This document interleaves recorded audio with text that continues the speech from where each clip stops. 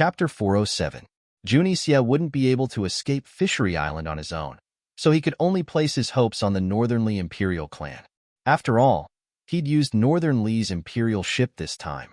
He'd requested permission from the Northern Dynasty's emperors. If he didn't go back, the Northern Dynasty's emperors would naturally guess that something had happened to him once Long Fei brought back a large batch of fish. Junisia sat by the lake and waited.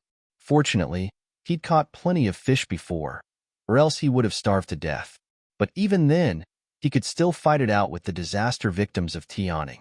He'd have to eat fish for every meal for the next few days. After sitting for a long time, he grew bored and got up to walk towards the ice cave. Fishery Island had its own rules, so the fishermen and workers weren't afraid of him. No one paid him any attention, either. Junisia scooped up some ice water with his bare hands and sniffed it before taking a few sips. He wondered just what was in that bottle of medicine Han Yunshi had poured down. How could it break the legend of the big fisheye and attract all the fish here? But even after taking a big gulp, he still couldn't figure out what was going on. He had to admit that this woman's poison skills were far superior to his own. Junisia stared blankly at his reflection in the water. He couldn't help but recall Han Yunshi's figure standing alone on the ice with her arms raised high. That cinnabar mole seemed to be right in front of his eyes. He still couldn't believe that woman was still pure. In other words, Long Fei hadn't completely taken her yet. Junisia actually rejoiced at the thought. Damn it, he should hate that woman for ruining his plans. But there was still a sliver of hope left in his heart. Junisia shook his head and forced himself to think rationally. He was about to leave the ice cave when he suddenly sensed the scent of poison. He was immediately on guard. Poison? Was he too careless? Had Han Yunshi really poisoned him? Junisia crouched down and scooped up some ice water to examine it carefully. Even if there was only a sliver of hope, he would not let it go. If he found evidence that Han Yunshi had poisoned him, history would be rewritten, and he would be able to turn the tables immediately. Helplessly, he patiently and seriously checked over and over again. But in the end, he didn't find any signs of poison in the ice water. In the end, he had to give up. Just as he got up, he inadvertently caught a glimpse of the blood that had already solidified on the ice. Junisia was suspicious. He walked closer to take a look and suddenly realized why he couldn't find any trace of poison in the ice water even though he had smelled the scent of poison. It turned out that the blood was poisonous. This blood was left behind by General Bailey and Bailey Mingxiang when they were trying to stop Chang Fei from drawing his sword. Junisia glanced around and saw that no one was paying attention. He squatted down and took out a dagger to cut up the frozen blood. He held it in his hand and melted it with the warmth of his palm. Then, he put it into a porcelain bottle. Everything was done silently, and no one noticed.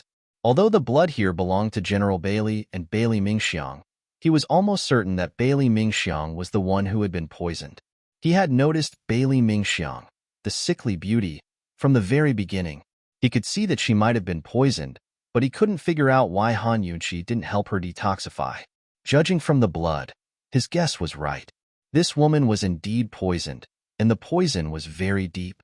It was just that he had been so absorbed in provoking Chang Fei that he didn't notice when Bailey Mingxiang was bleeding.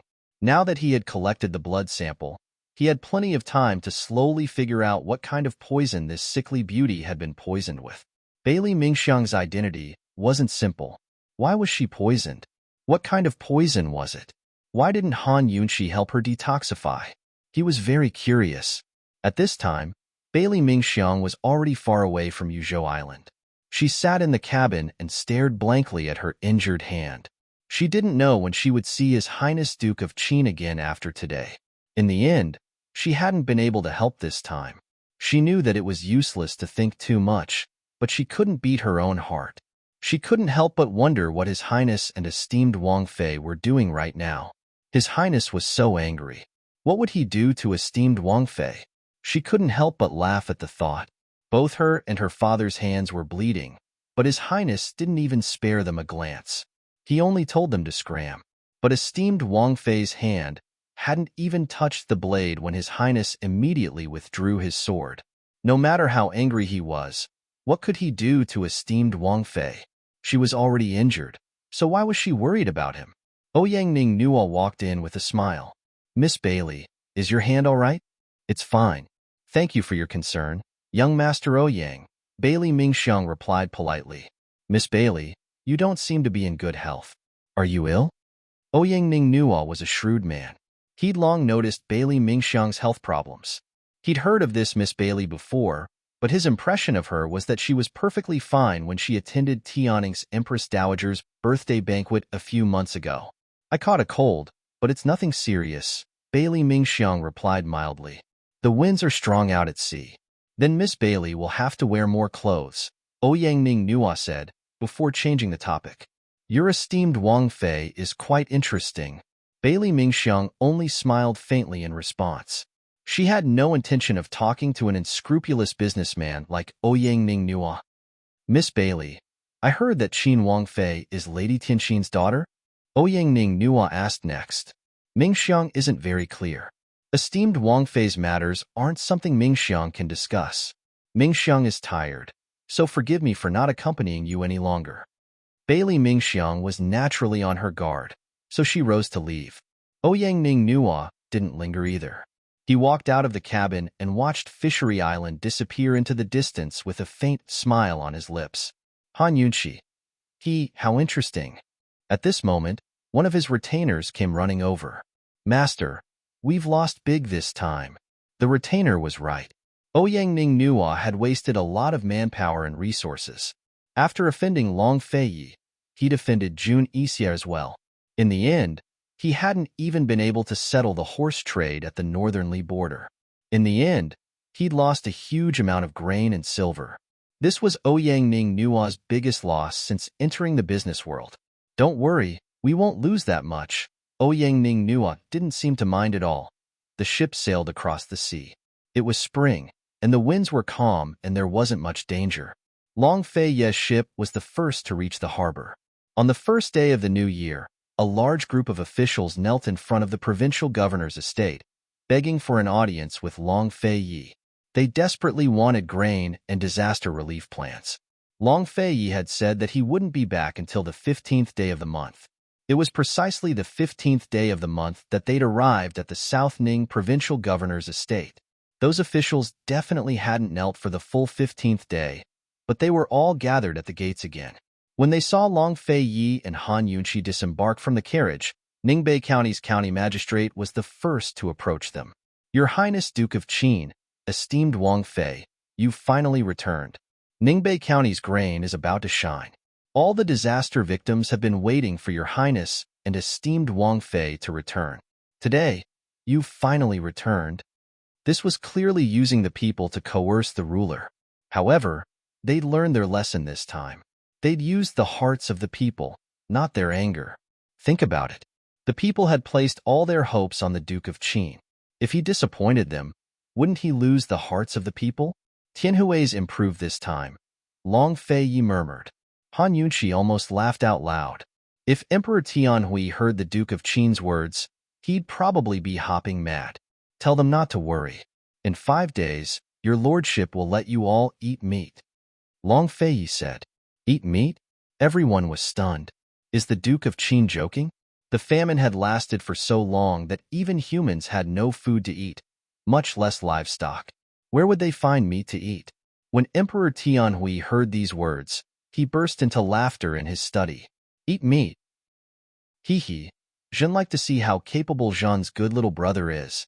5 days later, Ouyang Ning Nua's trade consortium delivered 600,000 dan of grain and discounted silver. At the same time, the first 3 batches of fish arrived as well.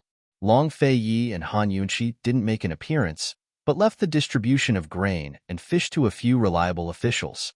Husband and wife went back to Jiangnan's Plum Blossom Sea for a vacation. The entire nation was shocked that grain could be found at a time like this. Who would have thought that His Highness Duke of Qin had caught so many fish? He'd really given the famine victims a chance to eat meat. Even the people living in the disaster areas couldn't finish all of the fish. Even the people living around the disaster areas received benefits and were given a few batches of fish. After all, Tianning's fishing industry was one of the most developed in Cloud Realm continent, but there was still a limit to how much fish could be caught. How could ordinary people eat such delicious fish so easily? The spring plowing season hadn't arrived yet, but the disaster relief efforts were already complete. Because they'd come in time, very few people died of illness. There were no large-scale epidemics either. This time, the most severe famine in Tianning's history had passed without a hitch. Long Fei listened to Han Yunqi's suggestions and used the silver sent by Cloud Realm Trade Consortium to buy a large batch of high-quality seeds for the famine victims. Long Fei not only won the hearts of the people, but was also recorded in the annals of history. His glory far surpassed Emperor Tianhui's. Emperor Tianhui was so angry that he fell ill and couldn't even attend court for a few days. As the weather warmed up, the ice and snow melted. Jiangnan's plum blossom garden was filled with plum blossoms that drifted to the ground, filling the air with petals. It was a veritable sea of plum blossoms, so beautiful that Han Yunqi wanted to live here forever. Long Fei had already accompanied her for a few days, but Long Fei never brought up the matter again, so she didn't say anything either. Perhaps it was her imagination, but she felt that Long Fei had been spending time with her on purpose, as if he was trying to make up for something. In the past, no matter where they lived, he'd always go out at night and stay out for 2 or 3 days at a time. This time, he hadn't left once since they moved in. It really seemed like they were here on vacation. He spent most of his time in his study, flipping through ancient texts and occasionally dealing with urgent reports. Meanwhile, she spent most of her time basking in the sun and immersing herself in the detox system, seizing the time to help Bailey Mingxiang make antidotes. Occasionally, she'd read with him at night, but before she knew it, she'd fall asleep in his study. When she woke up, she wasn't sleeping in her own room, but in his arms. Occasionally, she'd wake up in the middle of the night to see him soaking in the hot springs. She'd pretend not to see and hurriedly pass by, but he knew. Occasionally, she'd see him drinking tea by himself and scoot over to lean on his shoulder to chat with him. He didn't talk much, but he'd always answer her questions. Han Yunqi felt so close to this man for the first time. Days like this were simple, but very comfortable. However, such days were destined not to last for long. Spring plowing had yet to arrive when Emperor Tianhui sent someone to urge Long Fei to return to the capital. Chapter 408. Emperor Tianhui had originally ordered the Duke of Qin to stay in the disaster areas until spring plowing began before returning to the capital. It was obvious that he wanted to keep His Highness Duke of Qin in the midst of his troubles and away from the center of Tianning's power. Unexpectedly, the disaster relief work in the disaster areas had already been completed before spring plowing began. All that was left was to wait for the right time to arrive. Under these circumstances, the longer the Duke of Qin stayed in South Ning Prefecture, the easier it would be for him to establish a foundation there and gain complete control over it and the other 2 prefectures. After all, the 3 prefectural governors of the 3 disaster regions could be said to be the 3 most important prefectures in Tianning's central region. Together, they were basically equal to half of Tianning's central region. They were the hub that connected the north and south of Tianning, as well as the most populous regions in Tianning. Once the Duke of Qin took control of these 3 prefectures, his power in Tianning would be like a tiger that had grown wings. How could Emperor Tianhui not be worried? Now that he was lying on his sickbed, he realized that sending the Duke of Qin south had been a mistake. Unfortunately, it was already too late. Emperor Tianhui's eunuch Lu had already been sitting in the guest hall of Jiangnan's plum blossom courtyard for half a day. Unfortunately, he still hadn't met with His Highness Duke of Qin or esteemed Wang Fei. It was Chu Shifeng who came out to meet him. Eunuch Lu, His Highness is ill and inconvenient to receive you. I ask for your forgiveness. Chu Shifeng was very polite. Eunuch Lu didn't dare to accept such courtesy, but quickly bowed with hands clasped in front. Guard Chu is overcompensating me. I wonder if His Highness has made any arrangements to return to the capital? Eunuch Lu, His Highness has been overworked recently and it's inconvenient for him to travel long distances. The doctor said we'll have to observe him for a while. Thus, there's no telling when he'll return, Chu Shifeng replied helplessly. Eunuch Lu knew that this was a difficult task, but what else could he do besides tell Emperor Tianhui the truth? In his heart, dealing with Emperor Tianhui was much easier than dealing with His Highness Duke of Qin. Just like that, Eunuch Lu returned with an uncertain time. Emperor Tianhui nearly jumped out of his sickbed at these words. Even an idiot would know that the Duke of Qin was doing this on purpose. It was bad enough that he didn't return immediately, but he didn't even give him time. Someone come, issue an edict. Jin doesn't believe that I can't summon him back. Emperor Tianhui was about to faint from anger. Noble Consort Shui, who was waiting on the side, hurriedly stopped him. Your Majesty, please calm down. This must not happen. Emperor Tianhui glowered at her, causing Noble Consort Shui to quickly bow. Your Majesty, the Duke of Qin is currently in the limelight in the central regions. Now he's using exhaustion and illness as an excuse to refuse to return. If news of your Highness's decree spreads, what will the common people think? Emperor Tianhui grew even angrier at her words. What do you think? Could it be that they wanted to rebel? Or do they think Long Feiyi is in charge of Tianing? Your Majesty, please calm down. Qinxia definitely did not have such intentions. It's just that those lowly commoners have never been able to distinguish right from wrong. Whoever gives them benefits, they will side with that person. This was especially true for the southern and northern Ning counties, where the folk customs had always been valiant. I hope your Highness will reconsider and not fall into the Duke of Qin's trap. Finally, Emperor Tianhui listened to Noble Consort Shui's explanation. He wasn't so ignorant as to fail to see through the intricacies of the situation, but he was too angry to think straight. After a period of silence, Emperor Tianhui had no choice but to summon Eunuch Lu back. Write up an imperial edict. The Duke of Qin has rendered meritorious service in relieving the disaster areas. When he returns to the capital, he'll be richly rewarded. As for Gu Beiwei, Emperor Tianhui paused before changing his tune. Summon Imperial Physician Huang, and have him bring the best medicine to treat the Duke of Qin's illness. If Emperor Tianhui wanted to win back the hearts of the people, treating the Duke of Qin well was his only choice. Your Majesty, the Imperial Physician Courtyard has 2 Imperial Physician Huangs. Which one are you referring to? Eunuch Luo asked in a low voice. Huang Gengqian. His medical skills are second only to Gu Beiwei's. Remember, tell him to treat the Duke of Qin as soon as possible. Emperor Tianhui emphasized. Without a doubt, he wanted to send Imperial Physician Huang to hurry the Duke of Qin. Would the Duke of Qin be able to keep up the pretense if the Imperial Physician was already there? Gu Beiwei had been waiting by the sickbed the entire time. He watched Eunuch Luo's retreating form with a silent smile. When the Empress Dowager had made things difficult for him and forced him to stay at the Duke of Qin's estate, it was Imperial Physician Huang who had secretly treated him. Although Han Yunxi didn't know the relationship between him and Imperial Physician Huang, Han Yunxi and Imperial Physician Huang were still friends. Seeing that things had come to an end, Noble Consort Shui quickly offered up a decoction of medicine. Your Majesty, please calm your anger. Your health is more important. Noble Consort Shui was still young, barely in her early 20s. She ranked 3rd among the 4 noble consorts and was the imperial uncle's concubine's daughter. She was also the Empress Dowager's niece. The imperial uncle's estate had fallen from power, but Empress Dowager Li was still alive, so Noble Consort Shui hadn't been affected much. Of the 4 noble consorts, the second imperial son's mother, Noble Consort Xiao, had fallen out of favor. Noble Consort Ning stayed at home and didn't fight for her place, while Noble Consort Yun had been poisoned to death. Noble Consort Shui had taken advantage of the situation to win the emperor's favor.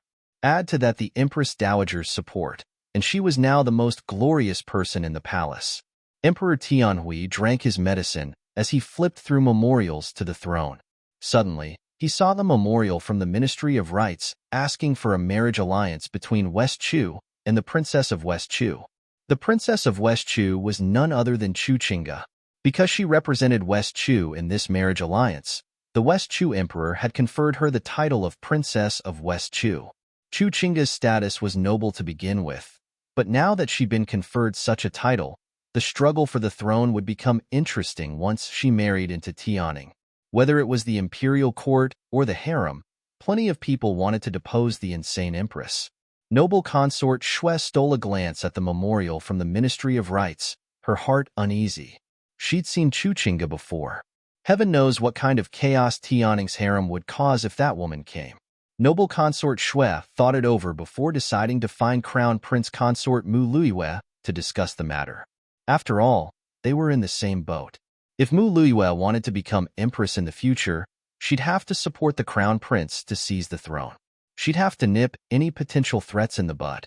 Late that night, noble consort Shui personally went to the Eastern Palace to see Mu Luiyue.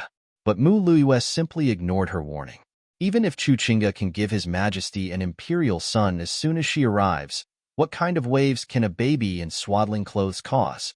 Noble consort Shui, you're underestimating His Highness Crown Prince too much.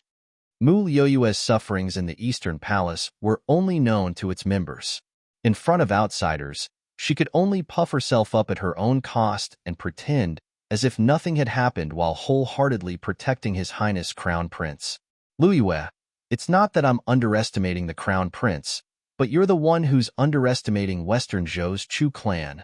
Noble consort Shui said sincerely. Forget it, forget it. Leave these matters for the Crown Prince's advisors to worry about. It's getting late, so noble consort Shui should go back, Mu Luiyue said impatiently. Noble consort Shui was currently favored by the emperor and was the perfect person to blow pillow talk to. Who wouldn't curry favor with her?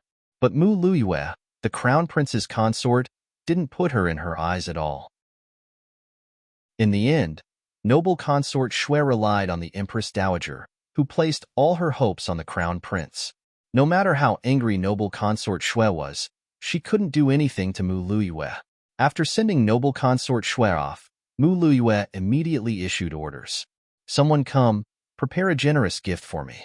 I'm going to give it to Chu Qingge. Actually, Mu Luiyue had been thinking about Chu Qingge's marriage even before noble consort Shui's arrival. Mu Luiyue's only thought was that Chu Qingge hated Han Yunqi to the core, just as she hated Han Yunqi. In other words, they were on the same boat. She couldn't count on the crown prince, so she only hoped that Chu Qingge would marry into her family so they could plot revenge together. Han Yunqi was still far away in Jiangnan's Plum Blossom Garden. If she knew about Mu Luiyue's plans, what would she think? She didn't care much about Chu Qingge's marriage. Even the Empress Dowager couldn't do anything to her, much less a newbie in the imperial harem. Right now, she was more concerned about when Long Fei would be willing to return to the capital. She thought that her leisurely days were numbered, but Long Fei still hadn't returned. When imperial physician Huang showed up, she didn't need to show her face. Chu Shifeng sent him away with a few words. Was he really going to make Emperor Tianhui beg him for help like he said? That was worth looking forward to. Today, General Bailey sent a messenger pigeon with news of Fishery Island. Han Yunqi glanced at the letter and smiled. The effects of the medicine are about to wear off.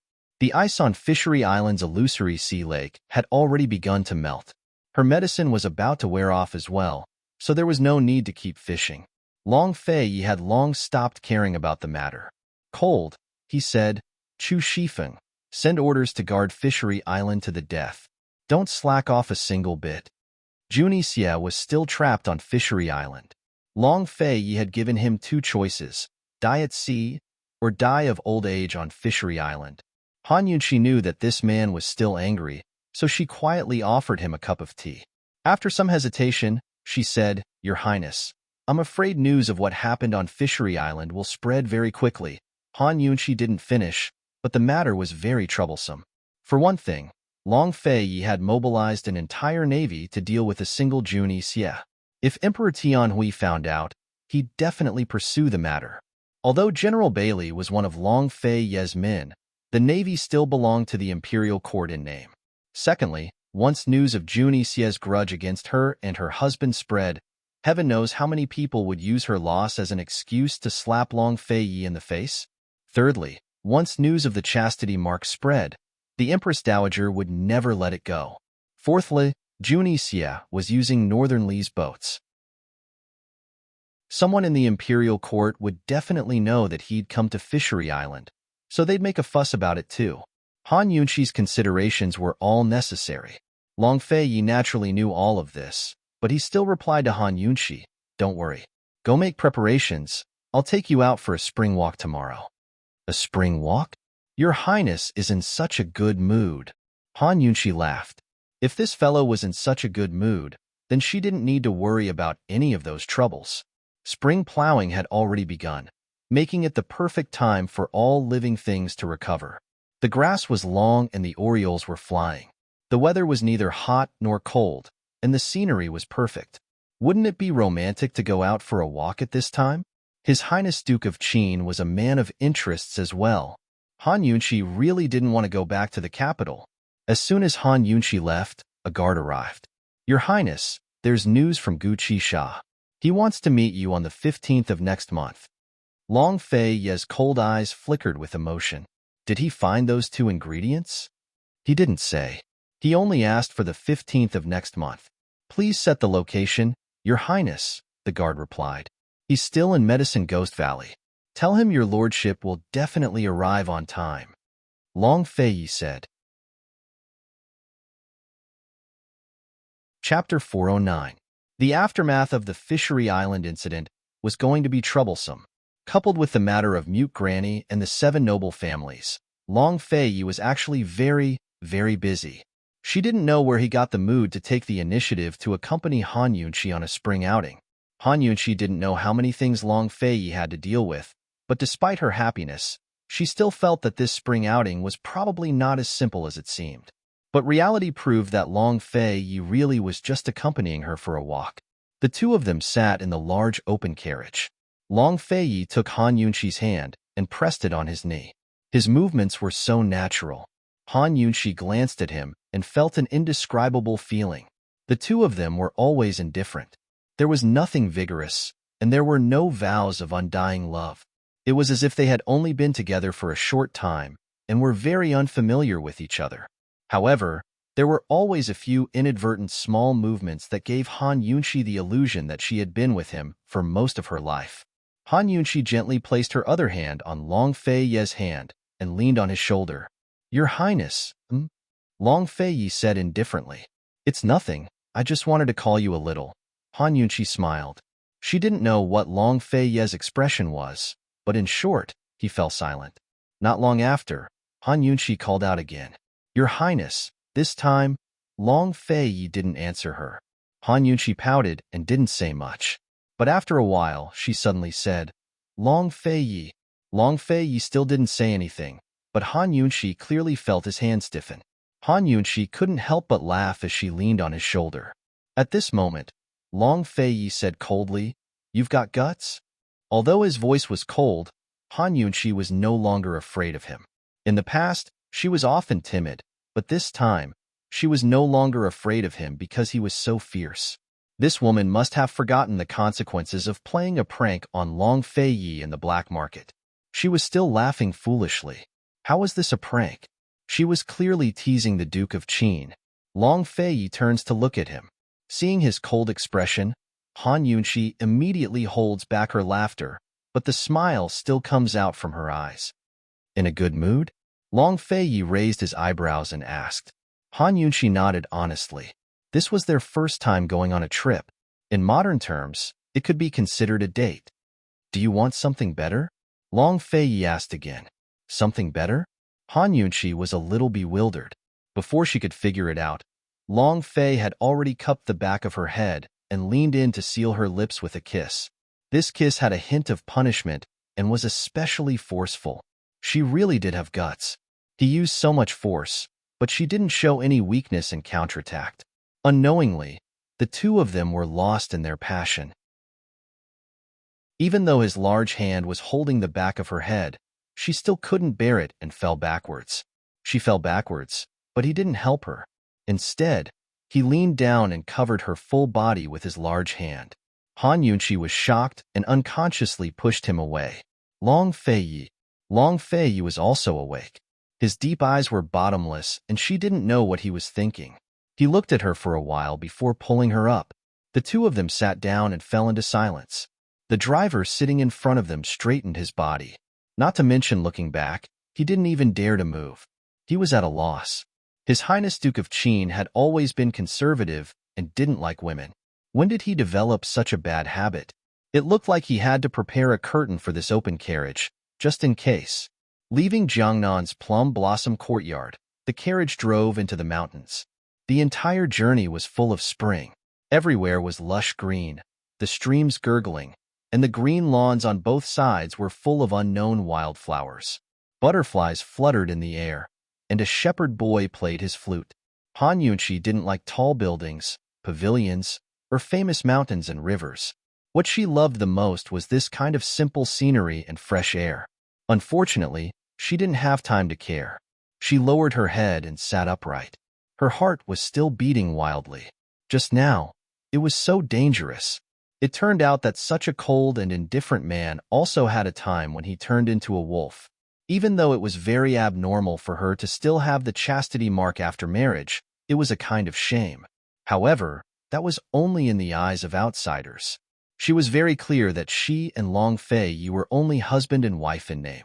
Ever since she cured him of the poison on their wedding night, they had always been in a business relationship. Now that they were together, it could be called fate or an accident.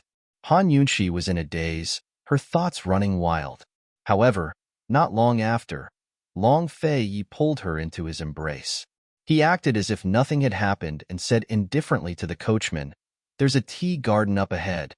Let's rest there." The coachman was an outsider, but he was even more nervous than Han Yunqi. He quickly replied, "Yes, yes." The tea garden that Long Fei mentioned was called Drunken Tea House. It was a leisure tea garden similar to the Heavenly Fragrance Tea House. Generally speaking, the first batch of spring tea would be released around the Qingming festival. However, this drunken tea house had a type of tea called drunken tea. It was released around this time. It was obvious that Long Fei was an honored guest of this tea house. He had deliberately brought Han Yunqi here to taste tea. In their exclusive courtyard, the two sat cross-legged across from each other. There was only a tea boy to serve them. Han Yunqi liked to drink tea, but she wasn't a tea fanatic. However, after following Long Fei for a long time, she was also influenced by him. Gradually, she had the habit of drinking tea every day. Drunken tea, this is the first time I've heard of it. Han Yunqi took the teacup and secretly activated the detoxification system to analyze the tea's composition. Who knew that it really did have alcohol composition, and it wasn't low. This cup of tea was probably equivalent to a cup of wine. They had just sat down, but Long Fei had already drunk 2 cups. Han Yunqi couldn't help but have a little idea in her heart. She really wanted to know how this guy looked like when he was drunk. Her alcohol tolerance wasn't good. She only took a sip and then started to order pastries. He drank tea, she ate tea. It was already a rule. He said that in the future, she would order tea. Without exception, she ordered a table of sweets. "Your Highness, try it. It tastes good." Han Yunqi definitely didn't know that Long Fei basically didn't eat sweet things. Long Fei only took a small sip and then put it down. "It's just a..." "Then try this." When it came to delicious food, it must be shared to have fun. Helpless, Long Fei only smelled it and didn't even touch it. "It's too greasy." Han Yunqi gave up. She tasted it happily. She always felt that the tea and pastries were different from other places, but she couldn't tell why. In the end, Long Fei drank a pot of drunken tea. His mind was still sober, but Han Yunqi was drunk. No one told her that the tea and pastries here were all added with drunken tea powder. Like tea, there was no alcohol taste, but the alcohol content was much higher than tea. Looking at the drunk Han Yunqi lying on the table, Long Fei's mouth curved into a helpless smile. "Sir Long, these tea and pastries are easy to get drunk. Why didn't you remind her?" The servant couldn't help asking. "If she likes it, let her be. She'll wake up after a nap," Long Fei said mildly. After helping Han Yunqi put on a cloak, he drank his tea as if he was drinking wine, forming a world of his own. He really didn't have any ulterior motives, but simply wanted to take Han Yunqi out to relieve her boredom. Whatever she liked, he was happy to do as she wished. As long as she was happy. The servant didn't ask any more questions, but quietly waited on them. The garden was filled with spring colors, and the tea smoke rose in spirals. It was extremely cozy. Unexpectedly, the sleeping Han Yunqi suddenly started to mumble in her sleep. "Your Highness, Your Highness." Long Fei quickly set down his teacup, as if wanting to hear what she was saying. Without a choice, Han Yunshi only kept saying, "Your Highness." Her voice was as soft as water, enough to soften one's heart. "Your Highness, Your Highness, Yunshi really likes you." Long Fei gave a start before he recovered his senses. He quietly looked at Han Yunshi, his eyes filled with a never-before-seen tenderness. He sat down by her side and stroked back a few strands of her hair. Her cheeks were pink, her drunken beauty beautiful, and her eyebrows filled with the air of a young girl. As Long Fei stared and stared, he suddenly felt heartache for some reason. "Han Yunshi, you meeting your lordship, was it right? Was it wrong?" After settling Han Yunshi into a guest room in the courtyard, Long Fei sat alone by the door to keep watch. He was only going out on a trip, but many things still came knocking on his door. Soon enough, a guard came to report. "Your Highness, Northern Li's imperial clan has sent a letter to His Majesty, reprimanding General Bailey for sending troops to besiege Jun Xie for no reason. They're threatening His Majesty to either release him or prepare for war. His Majesty is urgently summoning General Bailey back to the capital." Emperor Tianhui was smart enough to only summon General Bailey instead of making a move against Long Fei. Long Fei had long predicted this, but he didn't understand what part of Jun Xie had caught the emperor's eye. Even his collusion with Duanmu, Yao hadn't shaken Jun Xie's position in the emperor's heart at all. "Your Highness, General Bailey is waiting for your news." The guard was still anxious. Long Fei only replied, "When a general is in a foreign land, he won't obey military orders." "Your Highness, actually, many of Long Fei's subordinates disapproved of Long Fei's decision to send troops to besiege Fishery Island. After all, it affected the relationship between the two nations on a personal level. Tianing country's strength was waning and its court was unstable. If they started a war with Northern Li now, it'd be disadvantageous to either side." "When did you learn to waste words?" Long Fei said coldly.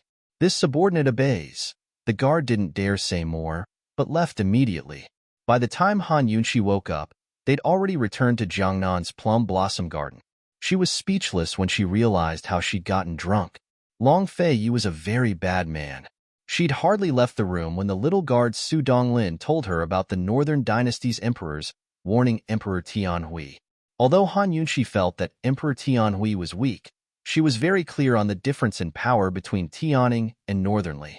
She pushed open the door to the study and said, "Your Highness, Tianhui can accuse you of mutiny. Moreover, you'll be a criminal as soon as war breaks out." Long Fei casually hid away the annals of the 7 noble families and asked, "How about we make a bet?" "Bet on what?" Han Yunshi didn't understand. "Bet that Northern Li won't dare to start a war," Long Fei said, before adding, "Never." Han Yunshi was alarmed. Long Fei might have spoken casually, but she knew he wasn't the type to speak empty words. Northern Li was the strongest country in Cloud Realm continent. Where did Long Fei get his confidence from? And forever at that? Just what kind of trap was this guy planning? Chapter 410. A bet? What's at stake? Last time at the black market, Han Yunshi successfully haggled and Long Fei said he would reward her handsomely. She said she wanted all of him. He asked her if she really wanted it. She thought about it carefully before replying. It sounded like a joke, but she still remembered it. "You'll have to pay back what you owe one day." "Your Highness, what's at stake?" Han Yunshi was very interested. Han Yunshi thought about it for a long time. She didn't want to say she wanted all of him. The concept was too vague. Wasn't what he had also hers? Han Yunshi felt that she should ask for something more practical. She bit her thumb and fell into deep thought. Long Fei glanced at her. He didn't know where this woman got the confidence to make a bet with him. Han Yunshi thought for a while before saying, "Your Highness, if I win, can you bring me to Tianshan Kinzo to broaden my horizons?" Long Fei and Duanmu Yao were both martial arts prodigies. They were both closed-door disciples of the Tianshan Kinzo sect master. He didn't know what kind of person the sect master was to dote on Duanmu Yao, so much that he wanted Long Fei to protect Duanmu Yao until she turned 18. As the sect master, how could he not see through Duanmu Yao's nature? "And if you lose?" Long Fei retorted. "Your Highness can set the conditions." Han Yunqi was very generous. You're so sure you'll win? Long Feiyi didn't understand. This woman was so smart. Was she still dreaming?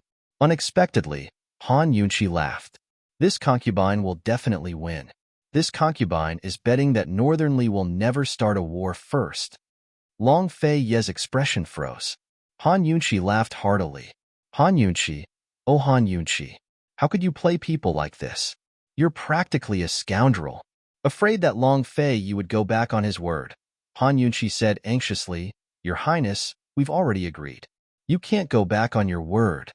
Only vile people and women are hard to deal with. What else could Long Feiyi do? A look of helpless affection flashed across his eyes as he promised her, Let's wait for a chance. I won't go to Tian Shan Mountain in the near future. Han Yunqi was overjoyed. All right, Chunxia will remember it. Until now, this guy owed her everything and a trip to Mount Tianshan. She didn't owe him anything.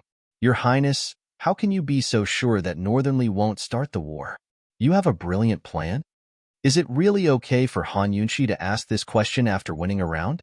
Long Feiyi glanced at her and answered, I'm not telling you.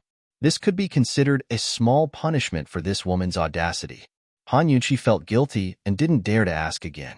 She was going to wait and see what would happen. Soon enough, Chu Shifeng found out about their bet. Head guard Chu warned everyone in front of the guards, Don't ever bet with our mistress. She has no record of losing.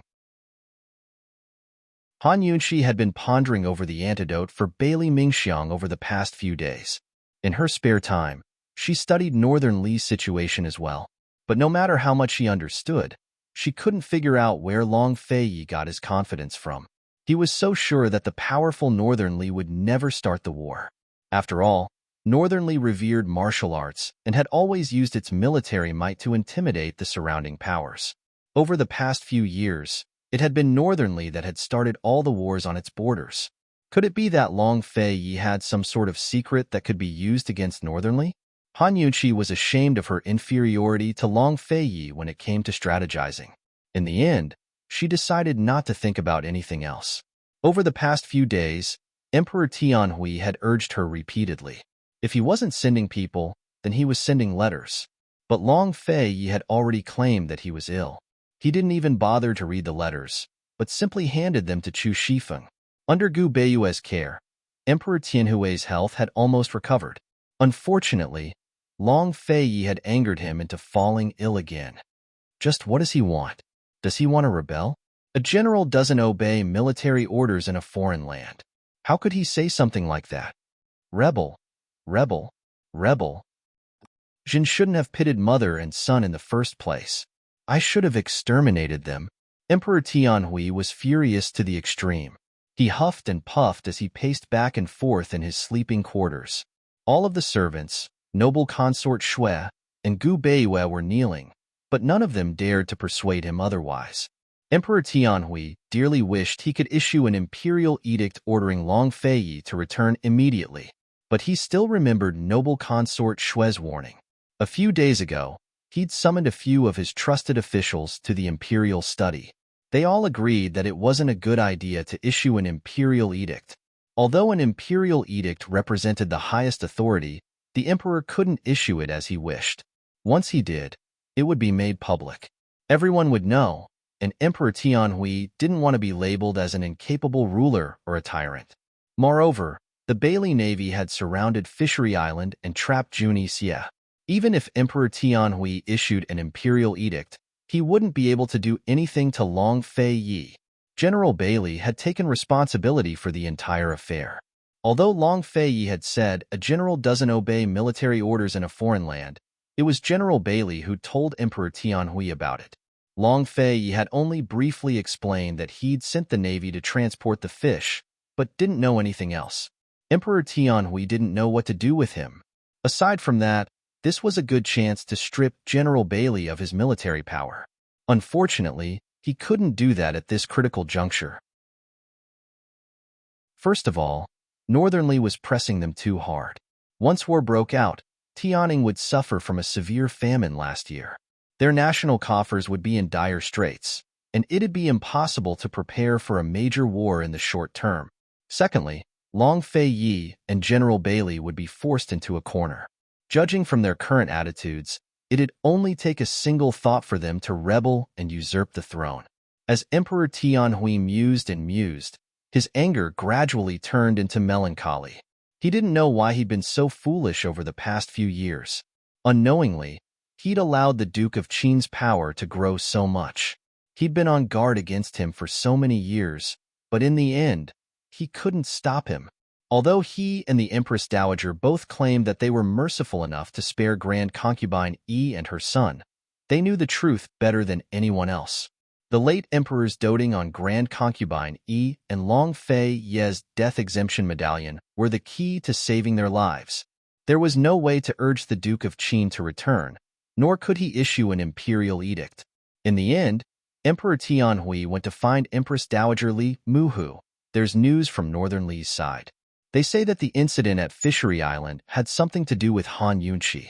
Han Yunqi still has the gecko cinnabar mark on her arm, Emperor Tianhui said in a low voice. The news hadn't been publicized yet. Jun Yixie and Northern Li's imperial clan wouldn't be stupid enough to ruin Jun Yixie's character just to ruin Han Yunqi's reputation. Once the news spread to both countries, Jun Yixie would be condemned by the masses.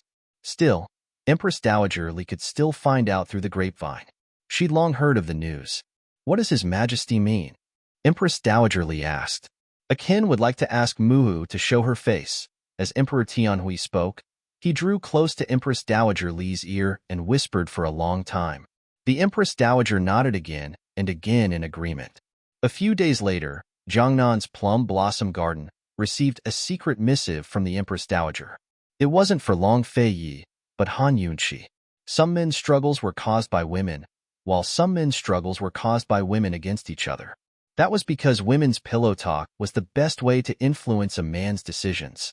Long Fei Yi and Han Yunqi had just woken up and were drinking afternoon tea when Chu Shifeng handed over the missive. For me? Han Yunqi was surprised.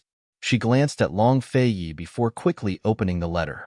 The contents were lengthy and voluminous. Han Yunqi skimmed through the contents before breaking into a cold smile. Empress Dowager Li used all sorts of persuasive words and analyzed the pros and cons, but all she said was, if Long Fei Yi and Han Yunqi returned to the capital and had the Bailey Navy withdraw, then she wouldn't pursue the matter of the chastity mark. She was also willing to intercede for General Bailey's unauthorized deployment of troops and guarantee that the emperor wouldn't pursue the matter, using both grace and severity to give the emperor enough face. Han Yunqi handed the missive to Long Fei Yi, who didn't even read it before handing it to Chu Shifeng. Your Highness, how should we reply? Chu Shifeng asked modestly. This is a secret missive for Wang Fei. Wang Fei, do as you see fit, Long Fei Yi intoned. Han Yunqi didn't think much of it, but simply told Chu Shifeng, just reply the same way you did before. Empress Dowager Li's missive seemed like a show of grace, but it was actually a threat. Leaving aside Long Fei Yi, even Han Yunqi herself wasn't someone anyone could threaten. In the end, Chu Shifeng still shot the Duke of Qin a questioning look, but His Highness Duke of Qin didn't reply. His mistress is getting more and more capable of making decisions, Chu Shifeng mused. Just like that, Emperor Tianhui's coercion failed again. Northern Li's imperial clan was pressing him hard. There were even rumors that the Northern Dynasty's emperors were already preparing to send troops to the three-way battlefield.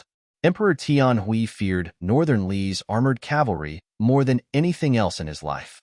He kept sending letters to Western Zhou's emperor to ask for reinforcements while sending the crown prince to invite Long Fei Yi back to the capital to discuss military matters. Yes, it was an invitation. He couldn't rush or force him, so he could only invite him back. The Duke of Qin really put on airs. Empress Dowager Li's missive even demanded that the Bailey Navy withdraw its troops. A few days later, Emperor Tianhui relented and said he wanted to discuss matters instead of asking them to withdraw. It was clear to see how anxious he was. Long Tianma invited Mu Qingwu along as well, and the two of them whipped their horses into a gallop. 6 steeds were left paralyzed as they reached Jiangnan's Plum Blossom Gardens in the shortest time possible. One was the heir apparent, the other the young general. Naturally, the Duke of Qin would receive them, but he received them in bed. March in Jiangnan was a scene of white apricots, red peach blossoms, and green willow trees. The plum blossoms in Jiangnan's plum blossom gardens had yet to fall, but were still dancing in the air. Compared to the cherry blossoms, this place lacked the romantic sweetness and had more of a desolate pride. Within the tea house, Long Fei was lying on a tatami mat, his face cold and indifferent as always. It was as if nothing in the world could attract his attention or warm his heart. Long Tianma and Mu Qingwu were kneeling in front of him. They'd already asked about his condition and given him some nourishing medicines. Currently, they were lost in thought. Although the Duke of Qin was only a few years older than them, Long Tianma and Mu Qingwu still held him in awe and reverence. If possible, neither of them wanted to make an enemy out of the Duke of Qin. Mu Qingwu secretly tugged at Long Tianma's sleeve. Long Tianma was about to get down to business when Han Yunqi suddenly appeared. Note to the readers: update a chapter first, then continue writing. Group 1 and 2 are full. Group 3 is 3997-51923. Chapter 411. As soon as Han Yunqi arrived, Long Tianma and Mu Qingwu both rose to their feet. It had been a long time since they'd seen this woman, so they naturally missed her. Long Tianma could tell at a glance that she'd gained some weight. Disaster relief was a laborious task, but Imperial Uncle Qin was the one who brought her here. How could he allow her to suffer? Even though Long Tianma was 1,000 times unwilling, he still called out, "Imperial Aunt." Han Yunqi didn't speak, but nodded and gestured for Long Tianma to sit down. "Good luck to esteemed Wang Fei." Mu Qingwu bowed his head in greeting. "Young general, you may rise." Han Yunqi's polite tone was distant. "Thanks to esteemed Wang Fei." Mu Qingwu's attitude was the same as before. He rose to his knees and returned to Long Tianma's right. Han Yunqi sat next to Long Fei without asking any questions. She was very quiet. Long Tianma was about to speak about Northernly, but Han Yunqi's presence stopped him from speaking. Although he didn't like war, he still felt a bellyful of anger whenever he thought of that bastard Junixia harboring designs on Han Yunqi. If he had a chance to express his opinion, he'd definitely support the Duke of Qin's actions. Even if he didn't kill Junixia, he'd trap him on Fishery Island until he died. Unfortunately, the Emperor had entrusted him with this task. As the heir apparent of a nation, he had a responsibility to the people of Tianing country as well. Once war broke out, the people would suffer the most. Compared to Long Tianma, the military man Mu Qingwu was much more decisive. After hiding all the emotions in his heart, Mu Qingwu rose to his feet and got down on one knee. He cupped his fists and bowed. "Your Highness Duke of Qin, Your Highness and this general have been entrusted by the Emperor and the millions of civilians in the 3 cities bordering the three-way battlefield. We have come to invite you and General Bailey back to the imperial capital to discuss military and political matters." As soon as Mu Qingwu said this, Long Tianma came back to his senses. He felt guilty for letting Mu Qingwu speak first. He hurriedly said, "Imperial Uncle Qin, Imperial Father had me prepare an 8-horse carriage to specially invite you and Imperial Aunt back. Junixia has gone too far. Everyone is still waiting for you and Imperial Aunt to discuss the war in Northernly. What is there to discuss?" Long Fei asked. "To discuss battle strategy." Long Tianma quickly replied. However, Long Fei said, "This prince has never been involved in the affairs of the imperial court, much less the military. Leave it to His Majesty to make the decision." Han Yunqi sat on one side without a word, but her heart was secretly laughing. Even she was often left speechless by Long Fei's words, to say nothing of the 2 men before her. Emperor Tianhui should have invited a professional lobbyist instead. Long Tianma hesitated for a long time before he spoke again. "Imperial Uncle Qin, then General Bailey." Before he could finish, Long Fei retorted cold, "Crown Prince means to say that it was your lordship who ordered the Bailey Navy to surround Fishery Island?" Long Tianma wasn't at a loss for words, but his heart was stifled. That was the truth. How would General Bailey dare to move without the Duke of Qin's orders? Still, he had to deny it. "No, that's not what Tianma meant. I just wanted to ask Imperial Uncle Qin for advice on how to deal with General Bailey." Your lordship has already said that I don't involve myself in military affairs. You should go back and ask your imperial father, Long Feiyi said simply as he waved a hand to send him off. Long Tianma had run into an extraordinarily large wall. Fortunately, he had a good temper and patience. If he was like his father, he'd probably flip out on the spot. Mu Qinggu, who was still kneeling on one side, had an impatient temper. Your Highness, the people at the border are innocent. Tianning soldiers are innocent as well. We're running out of supplies and provisions. Moreover, the weather at the three-way battlefield is still cold. If we start fighting now, the casualties will be incalculable. Your Highness, please reconsider.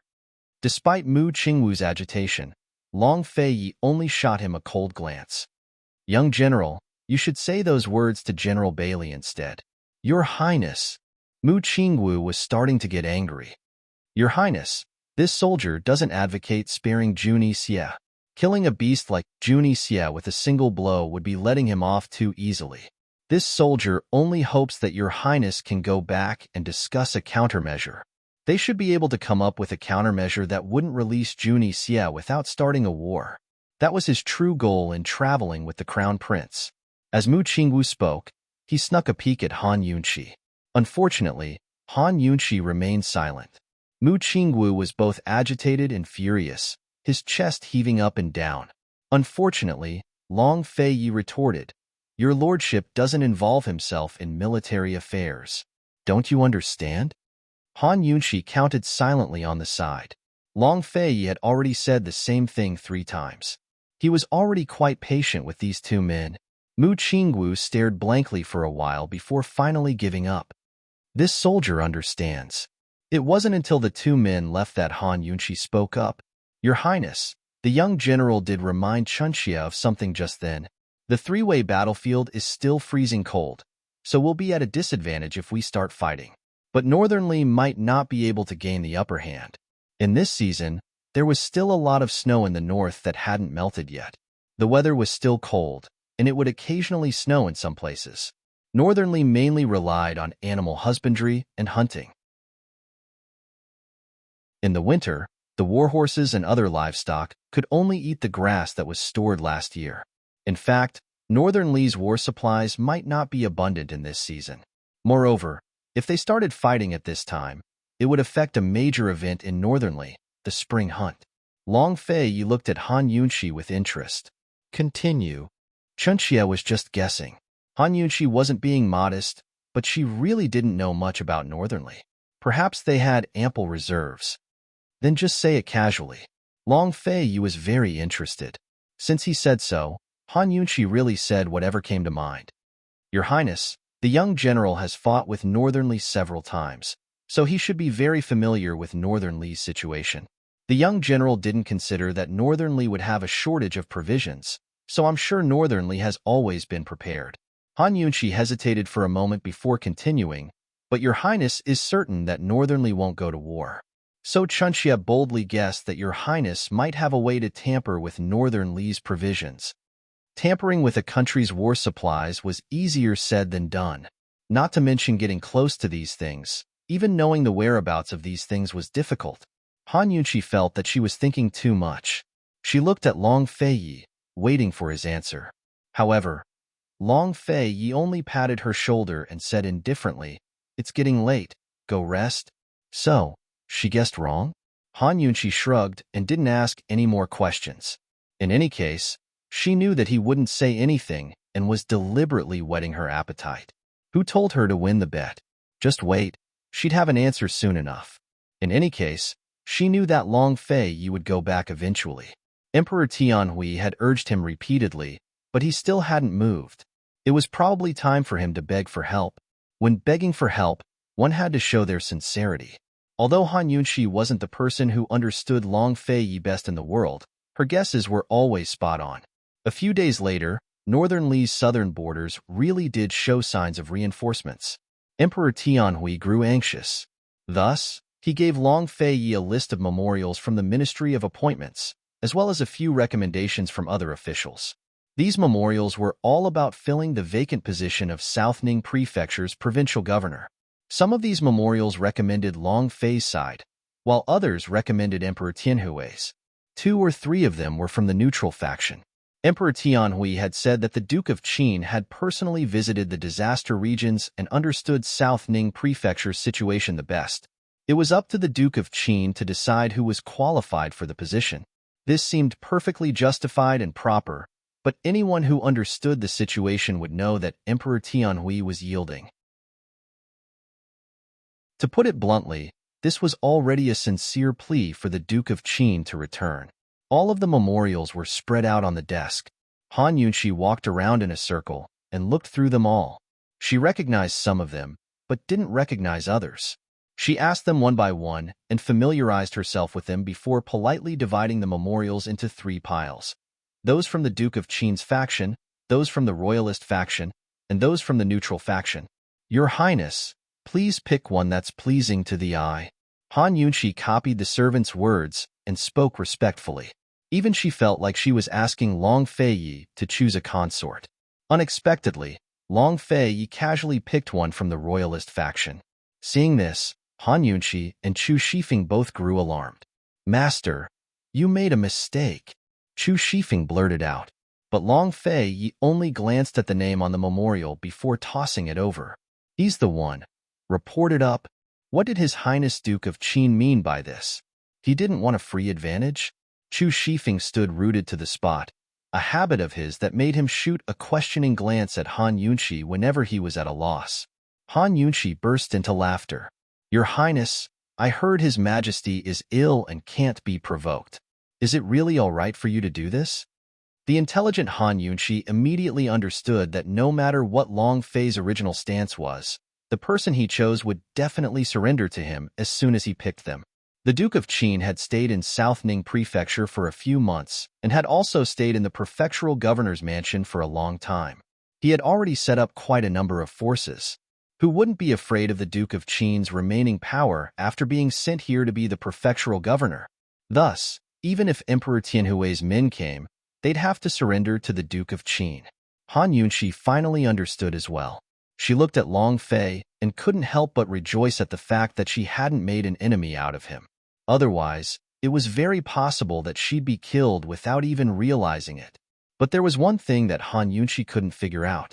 If not for the position of senior provincial official, what else was Long Feiyi doing all this for? After delaying for so long, it was time to go back. Chu Shifeng, send the memorial back.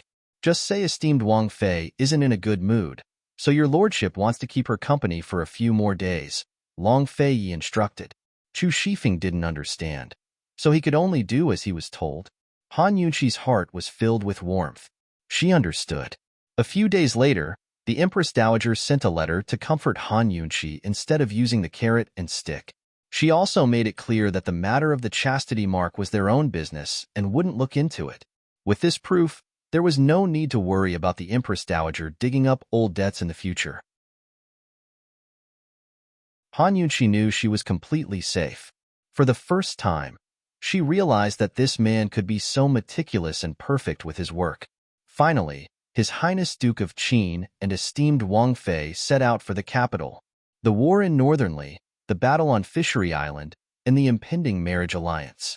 All of these events had been squeezed together to make Tianning's capital city lively again.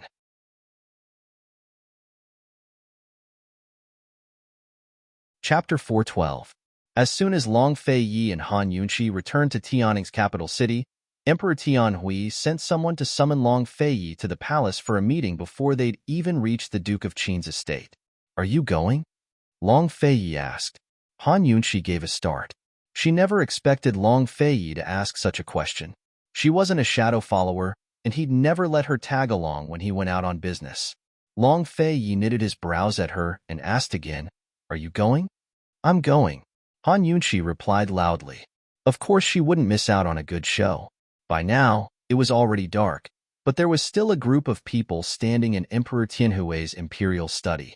Crown Prince Long Tianma, General Mu and his son, Right Prime Minister Su Shaoquan, the Minister of War, and the Minister of Revenue were all present.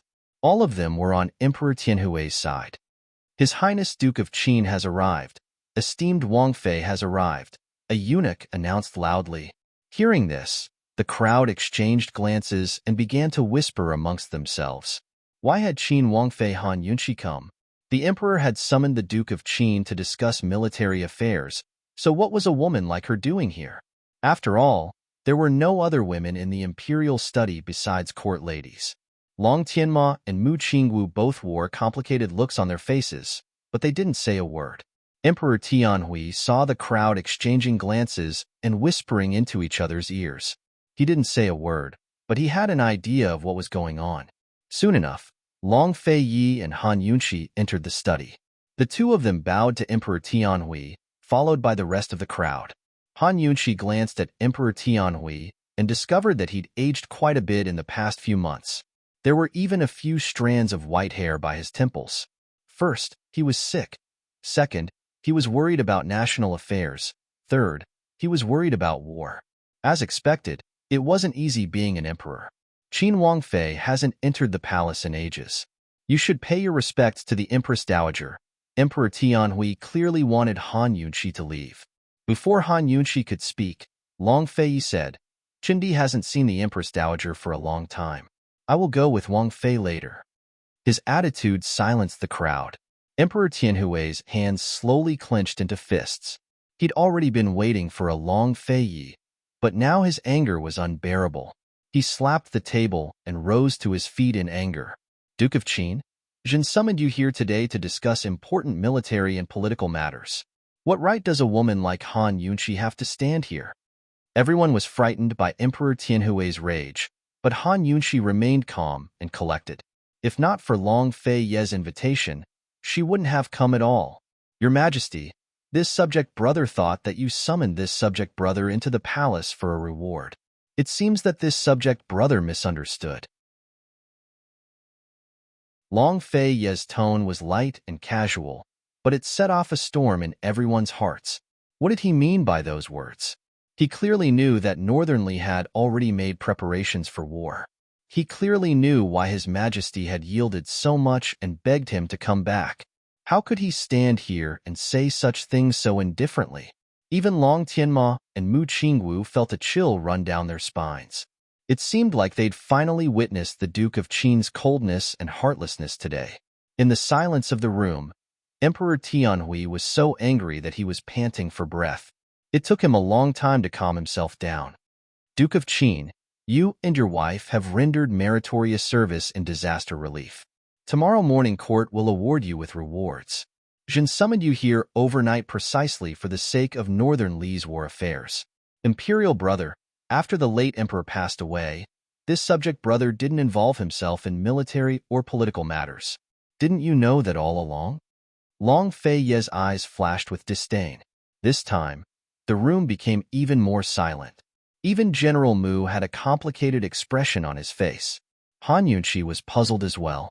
She assumed that Long Fei Yi had yielded after returning to the capital, but he was still insisting. Did he bring her to the imperial study today, just to use her as an excuse to infuriate Emperor Tianhui? Emperor Tianhui stared fixedly at Long Fei Yi, his heart filled with rage and a sense of helplessness. He'd ascended the throne at the age of 25 and ruled over Tianing. He'd held great power at a young age, without the coercion of distant relatives or the pressure of meritorious ministers or generals. He didn't even need the Grand Tutor to assist him. In other words, he'd seized all power as soon as he ascended the throne. But who would have thought that the Duke of Qin would keep him in check at his age?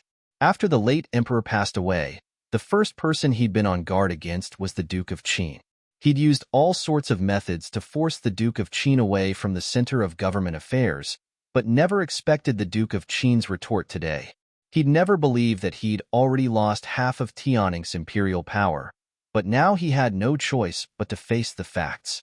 The Empress Dowager's banquet was the Duke of Qin's reminder to everyone that the struggle for the throne had long begun. Hee.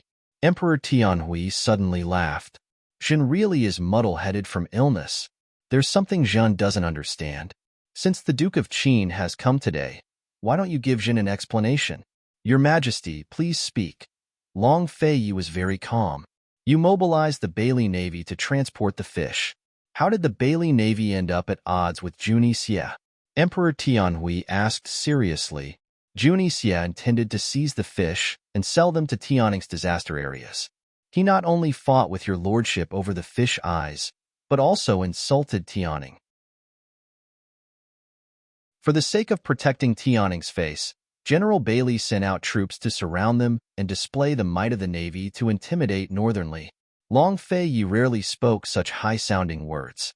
When he finished, he added, "As your lordship sees it, General Bailey's merits outweigh his faults. It's only right that he be rewarded." Han Yunxi listened from the sidelines. She felt like something was off, but she couldn't put her finger on it. Besides Long Tianma and Mu Qingwu, everyone else found the situation strange as well. They couldn't figure out His Highness Duke of Qin's intentions. Still, Emperor Tianhui stroked his beard and laughed coldly in his heart. He'd finally used the last bargaining chip in his hand. Junie Xie's bullying of Han Yunxi hadn't been made public, so very few people knew about it. Emperor Tianhui himself had only gotten the news from Northern Li's secret agents. Long Fei Yi clearly didn't want the matter to be publicized, so he'd given General Bailey a perfectly justifiable reason. Just a moment ago, he'd said he didn't want to involve himself in politics, but now he was evaluating General Bailey's actions. Thus, hiding the fact that Han Yunxi had been bullied was Long Fei Yi's real condition. Emperor Tianhui's gloomy mood suddenly brightened. There was finally a breakthrough. The Duke of Qin's words are reasonable, but how long does General Bailey plan to keep up his show of force? There's already movement at the three-way battlefield. Does General Bailey have a battle plan? Emperor Tianhui's greatest fear was that the Bailey Navy wouldn't settle down at Fishery Island while Northern Li fought at the three-way battlefield. If the Bailey Navy could head north to attack Northern Li from the coastline and become the main force, then it would be Long Fei's forces fighting against Northern Li instead of his own.